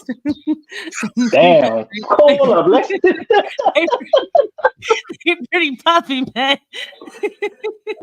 Pause. Let's pause. Hey, show Clawhauser. No Diddy. Show Clawhauser real quick. Oh man. Yes. Got it done. Yes. The thing, and like I said, man, we talk about that. We cover that. That's the real side of it, man. Like when you start talking about, they getting them stuffs together. They're doing their stuff, man. And people always say, "Q, why don't you do it?" And fam, it's not really that hard to do. It really isn't. But the thing is like, it costs a few dollars for you to do it, more than a few dollars for you to do it. And I'm gonna be wanting my goddamn money back if something happened like that. You ain't gonna just play me to the left. I'm gonna get upset because I'm asking questions that people want to know. So, but asking them about like the Dennis Allen contract, how much is this? Like the secret contracts. The news was leaked. They leaked the news, talked about it for a day, maybe 2 days, then you didn't hear about it again. When the end of the season hit and the end of season press conference coming up, not one question headed in that direction. Now, how you had all these people and not one person asked you about that? That was because they were told not to. And let me tell you, that's none of your goddamn business. They're not answering those questions, and that's a part of the game that people got to realize that happens when you do that. That's why I always promote people to build their thing, so you don't be beholden to any of these people, because if they give you a platform, they can take it away from you. If you build it yourself, they can't take it. You got a voice forever, baby, or for whoever you make a way for. So, that is power in that. But I've often cautioned people about doing that type of stuff, with joining these people, because you got to play by their rules. And that's how it goes, man. So a lot of these guys step in there, and it happens. You ask questions that they don't like. They refuse your credentials. They don't tell you, well, such and such, because that looks odd. They just kindly refuse you. When you apply, you get denied. You apply for the credential, say you're going to appear, and they just deny you. Your credential has been denied. You don't get anything. That's how they play the game, man. So that's why you build. And like I say, I talk about this shit all the time. When Tom Benson bought the Times-Picayune, he actually bought the newspaper that was criticizing them for years. They don't like negative press, so they buy the paper and create the press. These people play the game. That's how they do it. That's the business model. That's why that stuff. Are they? No, they do it. That's what I'm saying. They cheap with hiring people, basketball minds. He will buy the paper on your ass. He will buy. Mm-hmm. Oh yeah, do it the right way. But see, Lex, they don't see. The thing is, when Tom Benson was always economic minded, and this ties to the even though he's transitioned to a higher reality, you would hope. You would hope that he, but outside of that, what I'm saying is his mindset dominates the team right now. He's been dead for several years now. They're not looking, and that's the thing, and that's what I've been saying. That's what I'm saying. They're not trying to grow because they got a model that he left them that's making money. So in order for the team to change, you got to break the money up. You got to stop spending on these people. You got to cut back. Then when they see their money dip, then they say, oh shit, we got to start listening. And that's because they can't hear you. They're making too much money. They can't hear you. She getting free money from the parking revenue, the concession stands, the high ass nachos, the television revenue, all the stuff attached to the stadium. They don't pay much on the taxes. They're getting tons of cake. She make $1 billion a year in profit coming out of here, according to Forbes. She's the richest person in the state. All that is happening because they're making money. When they're making that money, they don't hear you.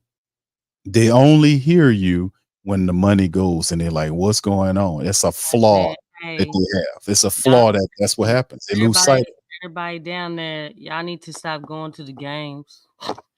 Saying but that's the only way that I did not know that. The people's voices got to be heard, man. Oh, they listening? Oh, let's see. That's it. Been done dirty for way too long. That's a problem. Contracts. That's a problem. Secret contract, signed a secret extension late last year and didn't break it. Leaked it to the press. Hey, I got a question from anybody in the chat. Everybody on the panel. Do y'all know any other team in football or basketball that's doing secret contracts? Are we the only team doing that shit? The Dallas Cowboys. Secret contracts. The Dallas Cowboys do it? Well, I don't know. let's dig into that right quick, before we end the stream. That's true, though. That's a good question. But let's dig into it. Why else would you hide something? If you usually hide because you're not supposed to. Well, you know why they hide it. Right. Because, and once again, that's more evidence. And Lex, by the way, you asked me about that trade. We talked about that trade that we started listing all the things that, and I'm gonna have to get Rail Wright, our Pelican contributor writer from knewthatdaily.com, right on this, and we'll cover it in the future. Still, we'll cover his article on the next show about the follies of David Griffin and the Steven Adams trade. They packed 2 first-round draft picks to move him out of here, along with what's his face. They gave up 2 first-round picks to move him up out of here. You go to art. I think I still have it. I think I read it and I clicked off. I was like, man, you got to be shitting me. I thought I didn't. I thought it was 1, but it was 2. And I must have clicked off because I got pissed and clicked off it. But I had it up here that it was 2 first-round picks. So I'm saying it's a mountain of evidence to the contrary about how qualified the Octopus is in running the team. Like, I got this championship from Cleveland. I'm a championship general manager. Yeah, that's true. But you got an asterisk next to that shit, because any one of us is the general manager of the Cleveland Cavaliers, and we have an idea of what it be to be a general manager. We would have had one too if we had LeBron there telling us, hey man, get this guy, get that guy, get this guy. And then you come to New Orleans and he's been here for 5 years. He's been through 3 coaches, and now he's reset, and he's been through he's on his 3rd coach. He's resetting the core this year because the core that he set originally didn't work out. So here we go again with a whole new superstar they're going to bring here to pair with Zion for the upcoming year. And then ultimately later on in the upcoming year, they're going to get rid of CJ, which is their part of the Zion core, and have a whole new core here. You're going to have to, you got to replace the Nigel Marshall. You're going to have CJ, Jose Alvarado that's going to be there. You need a center. So all this stuff is going on, and you got Willie Green stubbing his head, not relying on the guys that they're picking. So, I mean, like I said, at the end of the day, they did get to the playoffs. Chris mentioned that, but at the same time, they were going to use that as a bartering chip. But what ended up happening was, DC, that they were so awful in the playoffs that they couldn't use the 49 wins that they secured in the regular season, saying it's the second highest total. He did mention it, but it didn't have the same gloss, and it didn't hit right because of how disastrous, stinking, and rotten and shook they were in the playoffs. It just destroyed the lust of the team. Hey, shout out to Antonio Daniels too, because he was telling the truth. Antonio Daniels was telling the truth. He said, man, it's not about how the regular season ended, it's how the playoffs ended when you get to the way that ended. That wasn't right. That's wrong. He was doing that. So shout out to AD. Probably 1 or 2 of them that's actually talking the truth, that real stuff. Go ahead, Lex. Well, I was just going to say, look, regular season, when you talk about the 49 wins, the win percentage is going up each of the years that Willie's been the head coach. You talk about, the defense, top 10, offense, top 10 or top 15, whatever. But the thing is, where was any of that? Where was the top 10 defense and the top offense, where was that in the playoffs? And again, that's what matters most. That holds a lot of weight. I mean, regular season, it is a big deal. I'm not knocking regular season, but we saw the flaws during regular season. We saw everything. Like, there was a lot going on, a lot of stuff. Henceforth, I mean, yeah, you talk about the 49 wins, but think about all the blown double-digit leads that were lost. That's true. You know what I'm saying? Look, from going from the third to the fourth quarter, when we were down, you know, the probability of losing those games was like what? 0-26, 0-27. I mean, it wasn't close. No, it was not close at all. So, I mean, the thing is like that 49 and 33, whatever it was, man, that's an illusion, man. Like, it's like, yeah, that's like, it's a winning season, but you look at how everything ended. I mean, that was like, I don't even feel like the Pelicans even challenged the Thunder. They didn't even put up it wasn't a fight at all. Like, well, Lex, they were in it for the first game, one game. All the other games, they really weren't in it. That first game was their best game. So, I mean, the thing is, like, you didn't see no top 10 defense or anything. Like, everything that, you know, again, statistically, that was on paper, you just didn't see it. You didn't see that stuff, so. Yeah. That's sad, man. Yeah, like you said, Antonio Daniels definitely did. That's probably the only person I can really remember calling it out. Everything else was excuses. But gotta give it to the brother, man. yeah. But for the Pels, man, to right the ship on this, like they really gotta look in the mirror and stop being in denial and in delusion. And hopefully that's what we're seeing with this trade. But they gotta get to a point, like you touched on it, Lex, and we've been recognizing it, where they have to like not be fixing mistakes anymore and actually being progressive. Because everything we've done up to this point, the whole David Griffin era, the last 4 to 5 years, has been about fixing fuck ups. Yeah. That's what everything has been. Like, what if when we got Lonzo Ball, why didn't we move him immediately? We could have drafted Darius Garland and moved Lonzo Ball immediately. Would Drew Holiday still be here if you had a rookie year with Darius Garland, Drew Holiday, Brandon Ingram, Zion, Derek Favors? Do you think that team would have been better than the one we put out there? Because I think so. Just been mistake after mistake. What if those picks that we got for trading Drew Holiday, we didn't waste them immediately on Steven Adams? Or we just refused to take Eric Bledsoe back? Like, will we still have drafted Kyra Lewis? I don't know. Like, you know what I'm saying? Tyrese Maxey was right there. I'm pretty sure they took Kyra because they were looking at how young he was. This Tyrese Maxey kid may be more ready right now.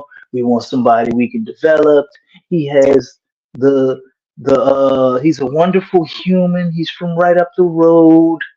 The little general gets his stamp of approval. There's just so many dumbass decisions we made. You know, over and over and over. You trade Lonzo Ball, what do you get back? Well, I mean, he was a sign and trade, so you can't expect to get back a lot. But I did watch the Warriors do a sign and trade and get D'Angelo Russell. Shit, we couldn't get Kobe White or Laurie Markkinen, who they really didn't even want and was trying to get rid of, and they gave him to Cleveland for nothing. And they turned that into Donovan Mitchell. It's just been mistake after mistake, blunder after blunder. We signed Devontae Graham right? And it cost us a first round pick, I think, to get. Didn't we have to give up a first round pick some type It of way was to a get him? No, that it, was to get rid of him. I think it was like a late first or something to get him. You sure it was the second? I thought it To was get him. to get him. To get him. We gave up 2 seconds to get rid of him. Remember, So a first and 2 seconds for fucking Devontae Graham. It's just mistake after mistake after mistake, man. it seemed like You everybody know, else getting pieces except for the Pelicans. I'm like, dang, man, what are y'all doing? they're I mean, marching back. even Danny Ainge is getting, you know what I'm saying? And everybody know he a snake. Well, I mean, Lex, a lot of that too is vision. See, when you see stuff like this repetitively happen, where there's no plan, there's no actual plan occurring. Yeah. I mean, because you Strategy. can literally chart. Now we have enough information, and time has passed so much so where you can look at OKC and know that they did the same thing. They made trades too, and Yeah. reset everything too. You look at even Orlando to a degree. Orlando, Yeah. Jamal Mosley Yeah. interviewed for the And they Pelicans. got the right coach. That's what's crazy, man. Mosley, he interviewed for the Pelicans job after, he interviewed along with Jacques Vaughn, Willie Green, and Jamal Mosley was one of those guys. And he went to Orlando. They were losing for some time, and he turned them around, took a collection of people and turned them around. So when you start seeing people that used to be here go somewhere else and win, and we've seen that a lot with players as well as executives. It's something going on here that's not right. And like I just showed you guys, I went into their website and I showed you the hierarchy of your team. And I often talk about this all the time and try to lay it out to people to tell you this is the problem. This is the goddamn problem. This is the hierarchy for your team. This is Gail. She's the governor, owner of the team. Gail, we know she didn't have much. She didn't know football or basketball like that. She got an interior decorator background when she was trained by Tom Benson in business matters. But he left the team in the hands of this guy who's Dennis Lucia. And I keep telling you guys, this is the president of football and basketball operations. He does it for the Pelicans and for the Saints. It says right here in his bio. Pelicans, he says, who was named in 2012 president of the Pelicans, oversees the club's financial operations, government affairs, its marketing, ticket, suite sales, legal stadium, community affairs, human resources, information technology, all that crap. And he does it for both teams. This guy is a businessman. He doesn't know anything about basketball or football. You don't even look. He should be the chief operator. He kind of got a Ted Bundy thing going on here. It's kind of weird. Let me get him off the screen. But this is the thing. It's weird because he is the top dude. Ted Bundy, bro. It looked like Ted Bundy. Something weird. He looked like Woody from Toy Story, though. Got a friend in me. You need to suck in them cheeks a little bit. Damn. All you missing is a hat. Go get you. Man, he kind of fake. He kind of forcing that smile though, Lex. Exactly. He looked like Woody. You take this picture. I'm gonna get your ass. That's that wooden doll type smile. Oh, you got a friend in me. The wooden doll. You got a friend in me. Wow. All right. Wow. There you go. Dennis Woody. There you go. Get him one more time. You gotta take a set. Boy. But see, this guy's a businessman. He should be the chief business operator, but he shouldn't be like the president of football or basketball operations for the Pelicans. And then you go to just third person down is the octopus himself. This octopus right here. He's the VP of basketball operations. He's like, man, I found a sucker here. These people don't know I'm the biggest basketball brand in the mound. I'm coming here with this basketball culture. He threw around. Look, I won a championship with Cleveland. Yeah, it's in his bio. Look with it. Let's read this. Hanging on for that championship for dear life. Oh yeah, he done took that and milked the hell out of it. Enters his first season at the Pelicans. Says after being named the team's executive vice president of basketball operations back in 2019. Prior to joining the Pelicans, Griffin served as the Cleveland Cavaliers vice president of basketball operations for 4 years and general manager for 4 years, or 3 years. And so under his guidance, the Cavaliers won 53 games in 2014-15 season and reached their first of 3 consecutive trips to the NBA Finals. I think LeBron had something to do with that. And reached the first of 3 consecutive trips to the NBA Finals. I think LeBron had something to do with that. And Griffin finished second in NBA basketball executive of the year, not first, but second in the executive of the year voting. The following season, Griffin led the Cavs to 57 wins. He led them.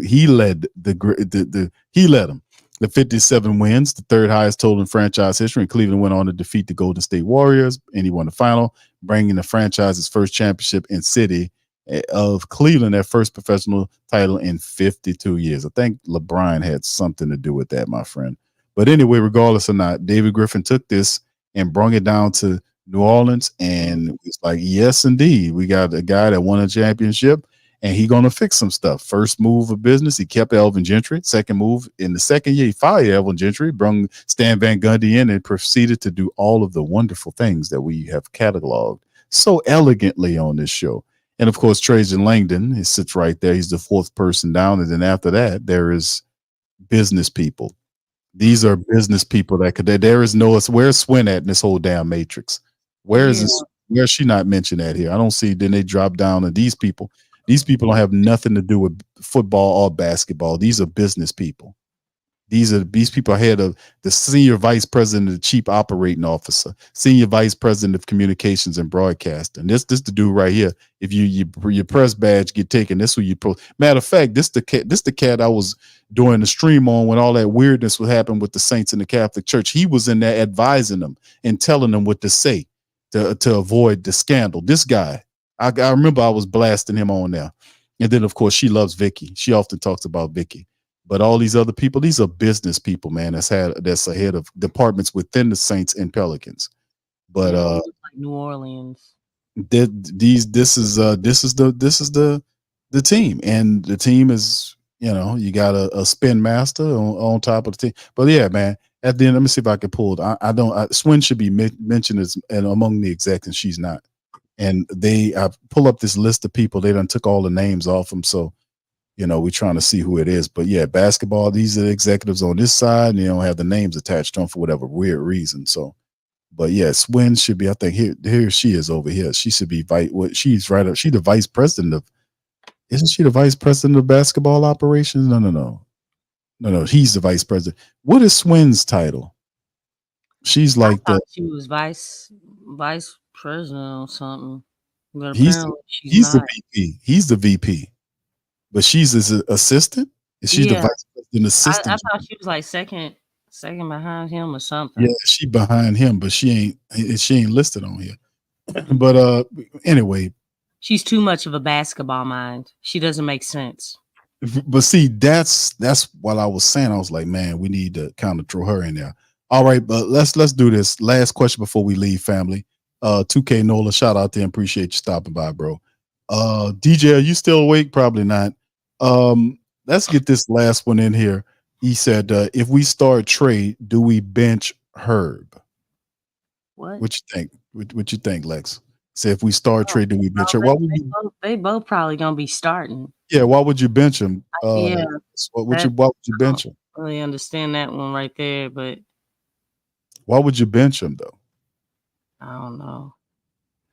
Because he starts. So because Herb, because if you have Trey, let's say we go Trey Young, right? And then Herb would be 2, 3 would be Trey, Zion would be 4, 5 would be whoever the center is. So yeah, I think they play well. But how the hell would that bench look though, man? I don't know. But you know what? 2K Nola had a point, man. We do need some size. Because, like, one thing that a lot of teams discovered about the Pelicans, the physicality. Get physical with the Pelicans. You get physical with them, Yeah. There's no pushback. And so I'm definitely feeling that, like, we gotta maintain the length, the size, and get some, some more pushback because yeah, that's everybody's. Like, I think, was Dallas the first one who did that to the Pelicans? And then it just kind of had a ripple effect. Like, they over exaggerate. They really got into the Pelicans. Well, I thought it was the Warriors, but then again, I might be off. You might be right. Steph just went off when as far as because Draymond didn't play till later on, didn't he? Yeah, he didn't play till later on. But I don't know. It was just one team, and I think it was on the road or something. But yeah, I forgot who it was. I think you're right. They just got really physical with the Pelicans, and it kind of sent a message to everybody else, like, "Hey, we just need to get physical with them, and we'll be all right." No, I think that was Golden State. Was the first team, I think, last year. I don't know. I think it was Golden State last year. Remember when they came out with the "We Not Like That" and all us, and they basically punked us in front of everybody. And ever since then, it's been on. Y'all don't remember? I thought it was like more closer because it was more exaggerated as far as just the physicality went to a whole nother level from that game. To me, it started last year after that Warriors game. Everybody started playing us like that, and that's when we found out we couldn't. The year before last. Okay, all right. I just wanted to be clear because I know that when Draymond Green, when they first came out, and they was talking about we wasn't like that at the end of last season, and then we played Orlando. Remember, we just had to be able to beat Orlando. Yeah, and they got to get out of the play. Yeah, and they got physical with us after the Golden State Warriors laid that blueprint on how to bust our ass. Right. Yeah. And we never fixed that. Yeah. No. We just kept it moving. And really, look, that's why I never got into a win is a win, because it's like a win is not a win when you have certain flaws and they're becoming a regular. Like, you see them all the time, like things are not being addressed. That's just like in the clutch during close games. That wasn't being addressed. It was like everybody just hit the panic mode. And Willie was at the helm at all that, not calling the right plays, not making the necessary adjustments. It's like, you gotta address that stuff. And they said that they worked on it, but shoot, the other thing is that, look, you're losing at home. Why are you all not practicing on the court that you play on? Like, for real games. It's like, again, delayed. It's like you have to make just like in the delay of the adjustments, you have to make that adjustment earlier. What are you waiting for? What are you waiting for? Like, all this stuff is like, it just doesn't make any sense. Like, what are you all doing in practice? What are you all talking about at halftime to come out worse than you did in the first half? Like, nothing got better. Stuff like that just cannot happen. It's like, the growth's been stunted or something, but stuff like that, it has to be addressed. And I don't know if it's because you slow, or like, hey, you feel like everything is working just fine. It's like, no, it's not. Like, how many failures do you have to witness, or losses do you have to go through to understand, hey, this is a problem. We need to find a solution. We need to dissect why this keeps happening. Crazy, man. Yeah, that's amazing to me. Every time we kind of talk about this stuff, man, it's like, man, how did these guys not see that? How do we? It's just like I said, we need more minds. We need more of a dissenting commentary. That's like that's what we bring. It's weird too, because we talk about this stuff and it happens. Like, we've been doing the show for a while, and when we bring up some of this stuff, they'll will say something and they'll do it. Like we criticize Why them. y'all think they don't see it? I think they see it. I think they're just unreasonably stubborn. No. Willie's the same way.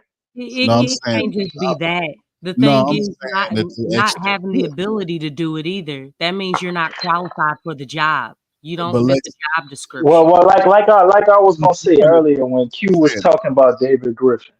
hold on. You David see, Griffin. they're Wait, doing. let me make this one point. This is They're David doing. Griffin came here They're doing what you ask and is what I'm telling you. They're doing it, but they're doing it. They're doing it by process of elimination. Don't y'all see it?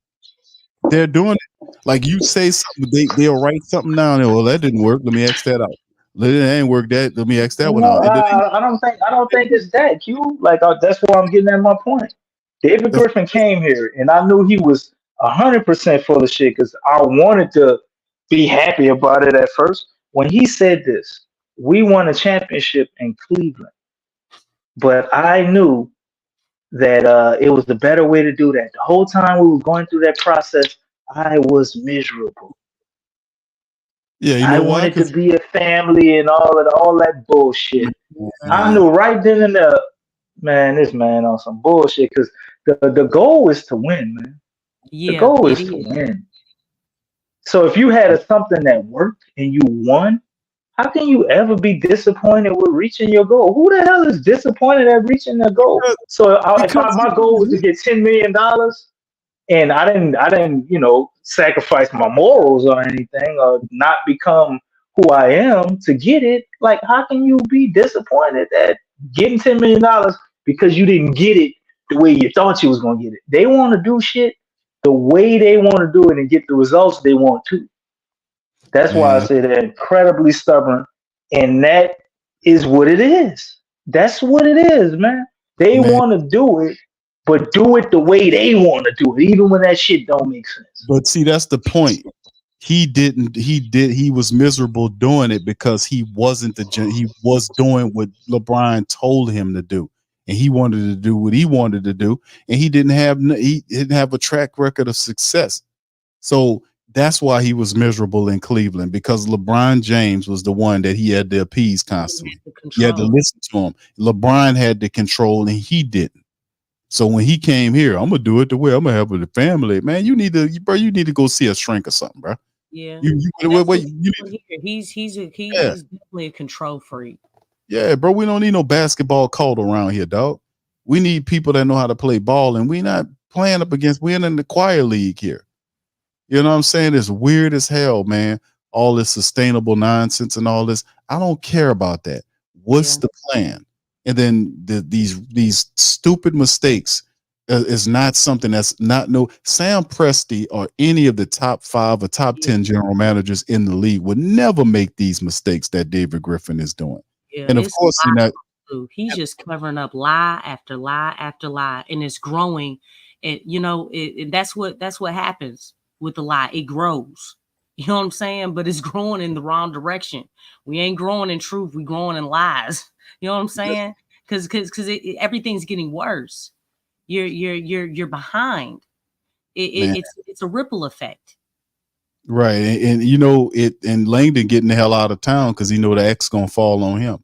That's how it worked. When the team fails, somebody got to take the weight. And Langdon is Ooh, boy, you right, Big Q. Maybe Lane is doing us a favor, bro. He can get right. right out the way just in time so they could drop that axe on David Griffin because you can't blame the new You blame the new guy just got here. But hold on, I'm the VP. Trajan Langdon is the GM, even the general manager behind the scenes. guy. Yeah. See, but this ain't nothing new. I've been Well, telling people that for or years. they could blame Willie. Well, I mean, he can't blame Willie. He picked Willie. I mean, Yeah, you're right. If Willie go, you kind of got to go with him. man, listen, bro. Yeah, All I can say is all of them need to go in a package deal. You can trade Griff and Willie. by taking Willie Lex. What? Now let's think about this. They're not going to take him. Let's think about this. Look, and some picks. Second round pick for Willie. Who I'm can gonna we put trade? Lex as the lead Wait, negotiator on that Willie Green trade. guys, She gonna make it happen. about this. Let's think about this, okay? He will Let's get him think. out of here. I believe him. She gonna make it Who happen. trade? She'll get his ass. OKC is looking good. You know, they look like they could use some shape up. Trade his ass to the Tulane Green Wave or something. He'll be a good fire. He'll be a fire college coach. You're right, Lex. I give you credit on that one. He'd make a fire. Yeah, but you know what? Just because I just Then again, maybe not. he would, but the thing is, Couldn't college be is a set Avery system, Johnson. and it's a bullheaded system. So if a coach has a system in college, then look, obviously you're on scholarship, so it's like, hey, you fit my system. You know what I'm saying? We want you here, so it works. But the NBA is not like that. It's not like that. So it's like, hey, golly, this is a great talent, but he doesn't fit my system. Mm-hmm. Yeah. You know what I'm saying? We talk about Jonas all the time. When Jonas was at Memphis, Jonas was actually the best player on the team at Memphis for a little bit. Remember? That's right. It wasn't Ja. It wasn't Triple J. It was Jonas. They were feeding him. He was a focal point. He was doing very well in that system. But yet he came to the Pelicans, and it's like, dang, man, what happened? What happened to Jonas? I'm not, because Jonas played way better at Memphis than he did for all the years that he's played at the Pelicans.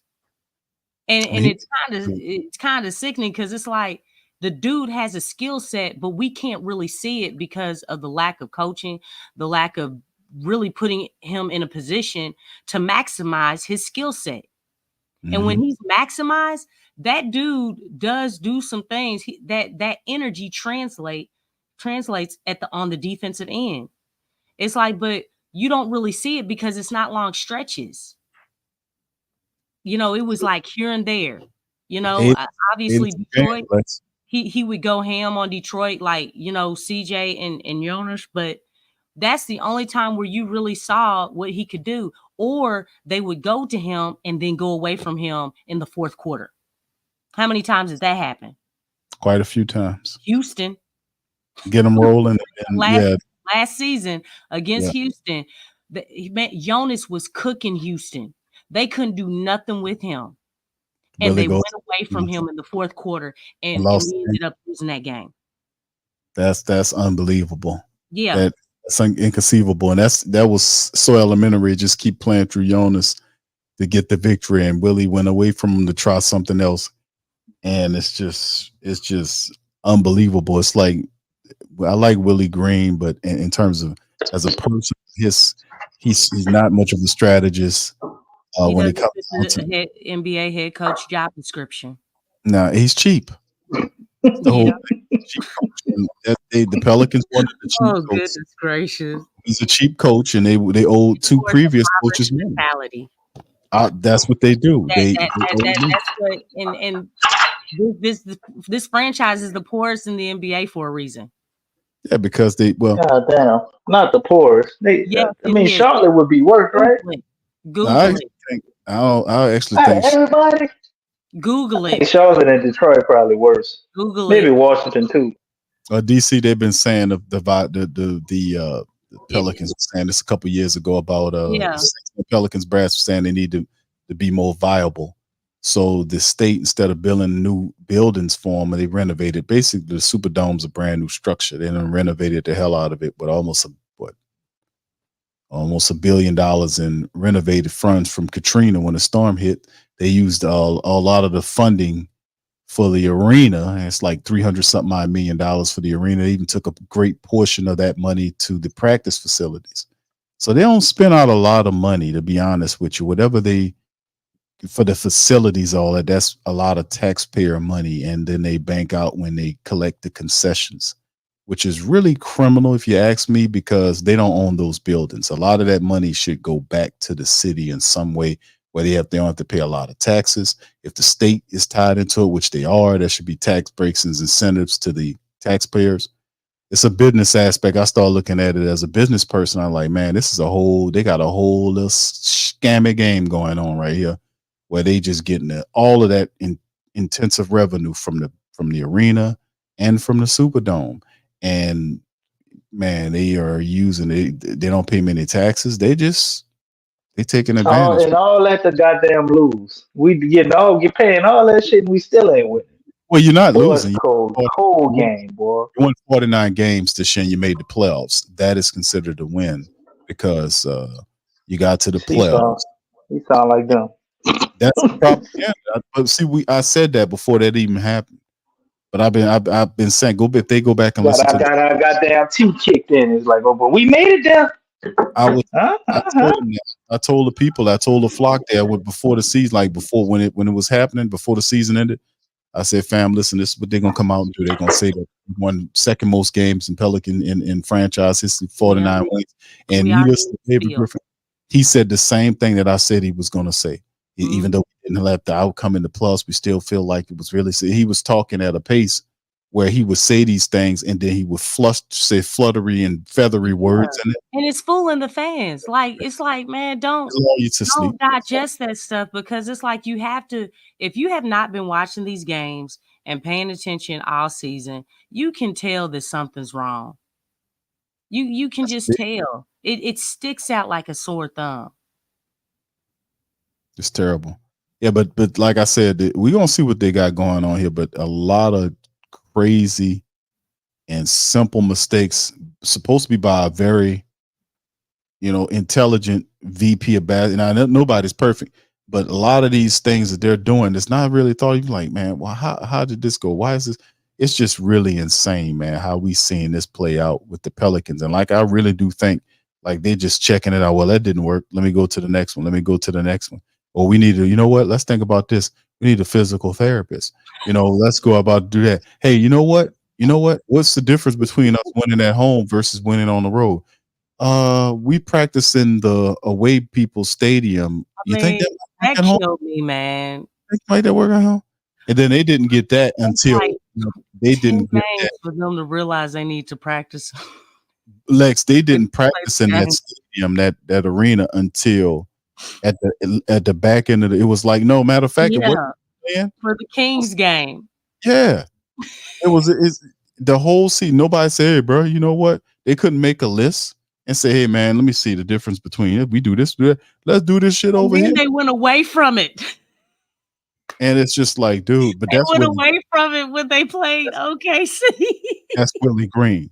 When they do something and they change and they go, DC, you didn't build any consistency winning. But I said stretch in your building.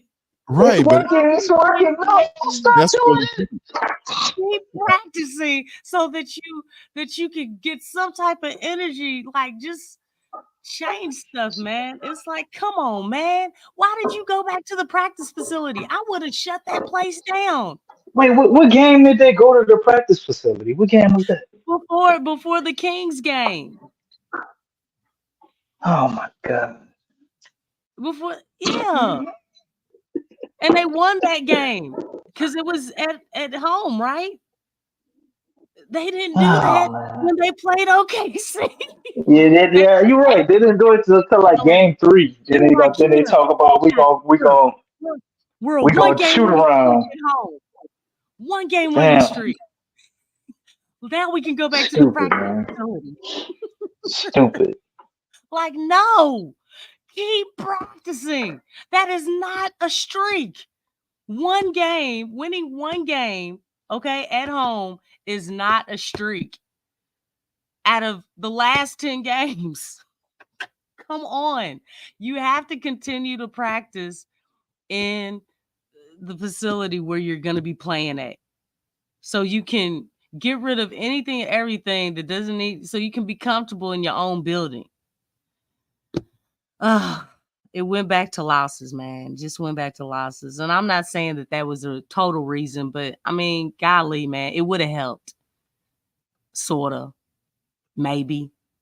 But we'll never know. It is the reason, Lex, because it's not only, it's not like the fact that they didn't shoot around there anymore. It's the thought process. It's the mental thing that actually makes it the reason.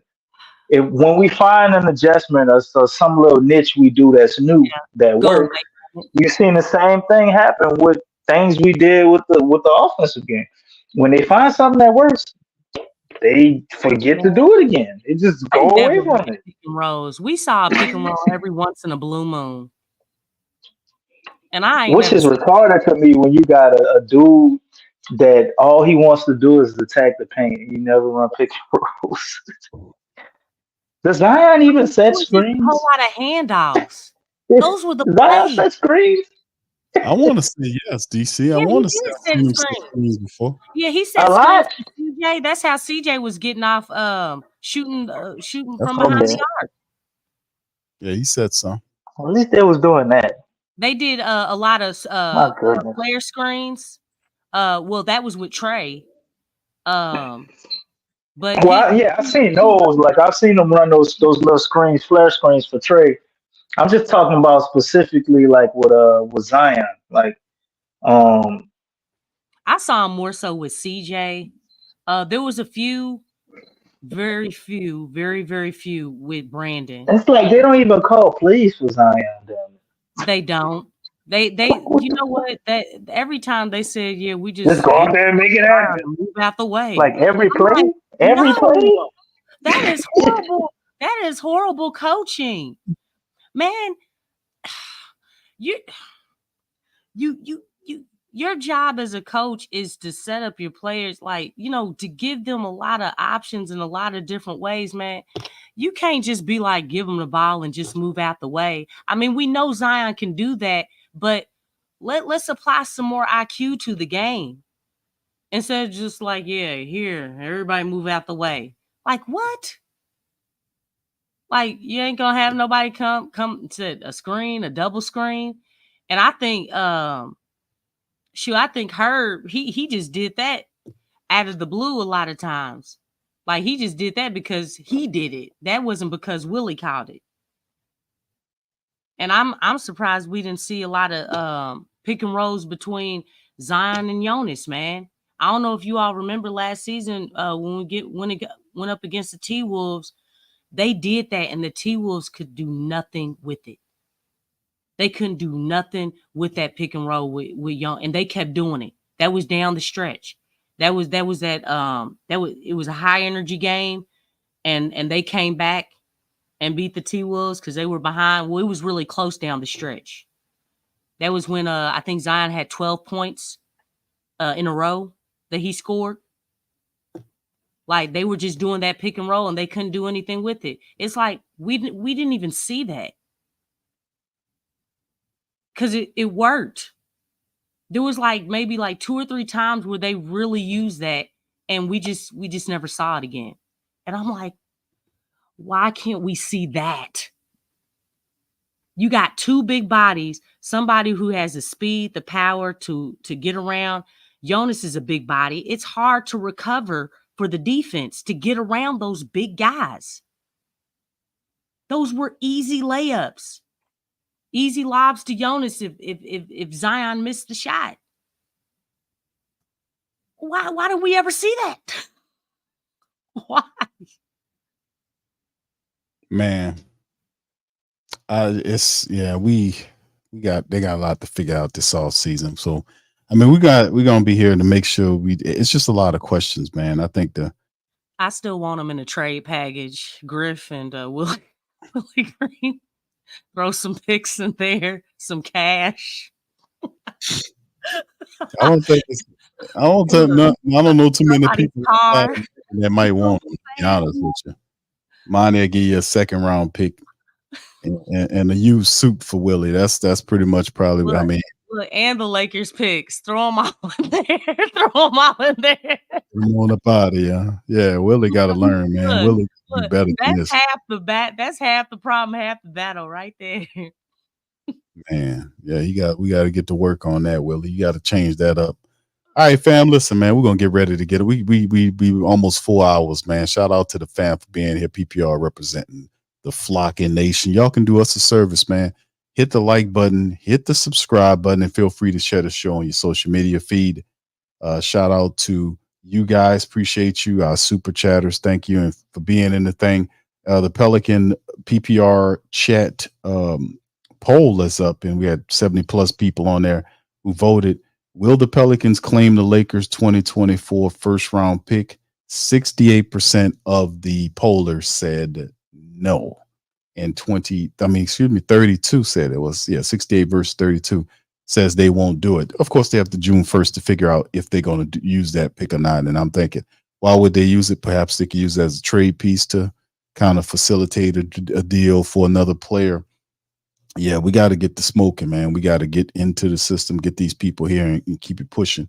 And like I said, I think ultimately a reformation of these franchises at the highest level needs to be really thoroughly considered on football and basketball side. The high IQ of this franchise needs to go up.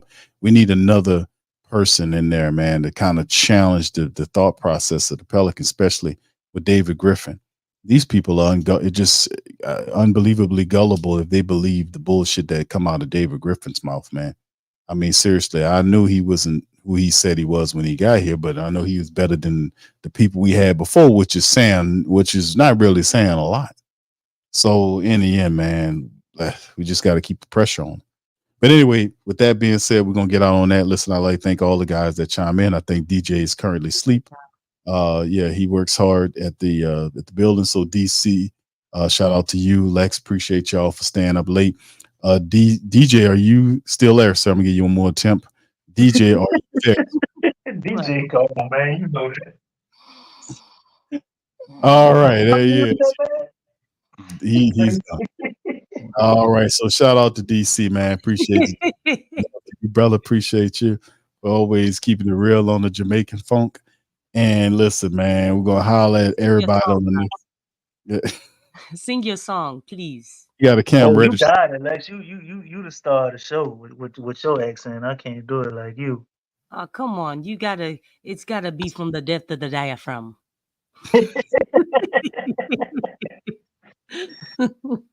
All right, we're gonna holler at y'all on the next one, man. Y'all, Lex, you don't really want DC to sing. All right, he good at playing that goddamn guitar.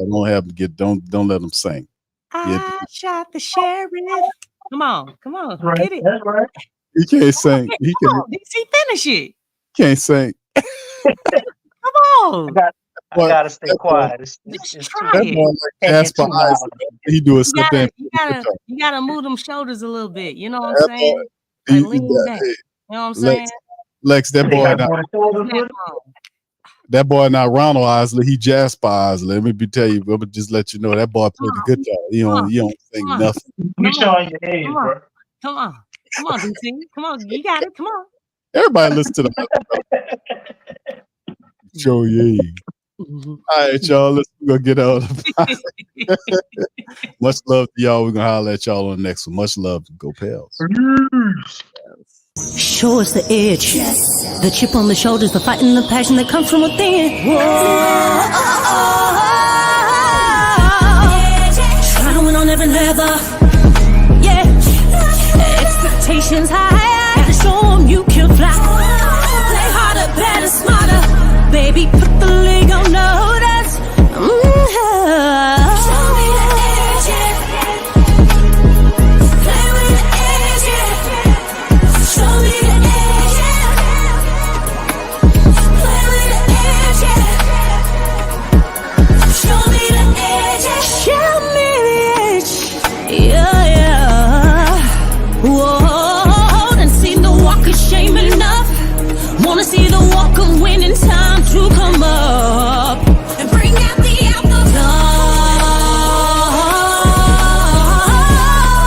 Don't every play, every possession.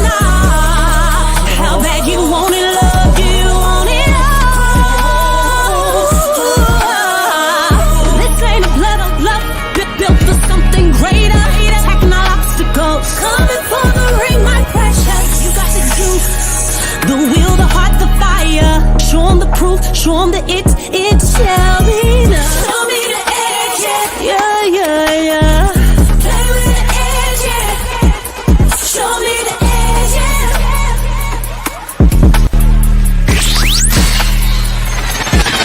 You're listening to the Pelicans Postgame Report on the PRO Media Network for all things Pelicans.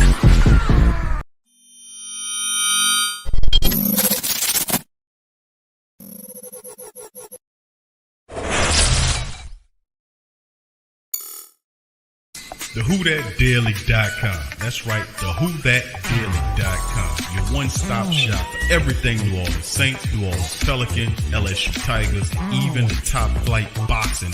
So if you're a Who That and you're looking for a place to stay up on your team, TheWhoThatDaily.com is your site. TheWhoThatDaily.com for the sport Who That in all of us. That's right, the Pro Shop is the platform store where you can go and buy all the latest merch to support the platform. Available at the Pro Shops, we have dozens of hundreds of products available for you and your family. Unisex tees for men and women, hoodies and sweatshirts, tank tops, kids and baby items, long sleeve tees, mugs, pillows, wall art, bath bedding, face masks, phone cases, stickers, bags, fanny packs, socks, hats, and many other items. Please feel free to check out the Pro Shops. The link is in the description section below. And remember, it helps the platform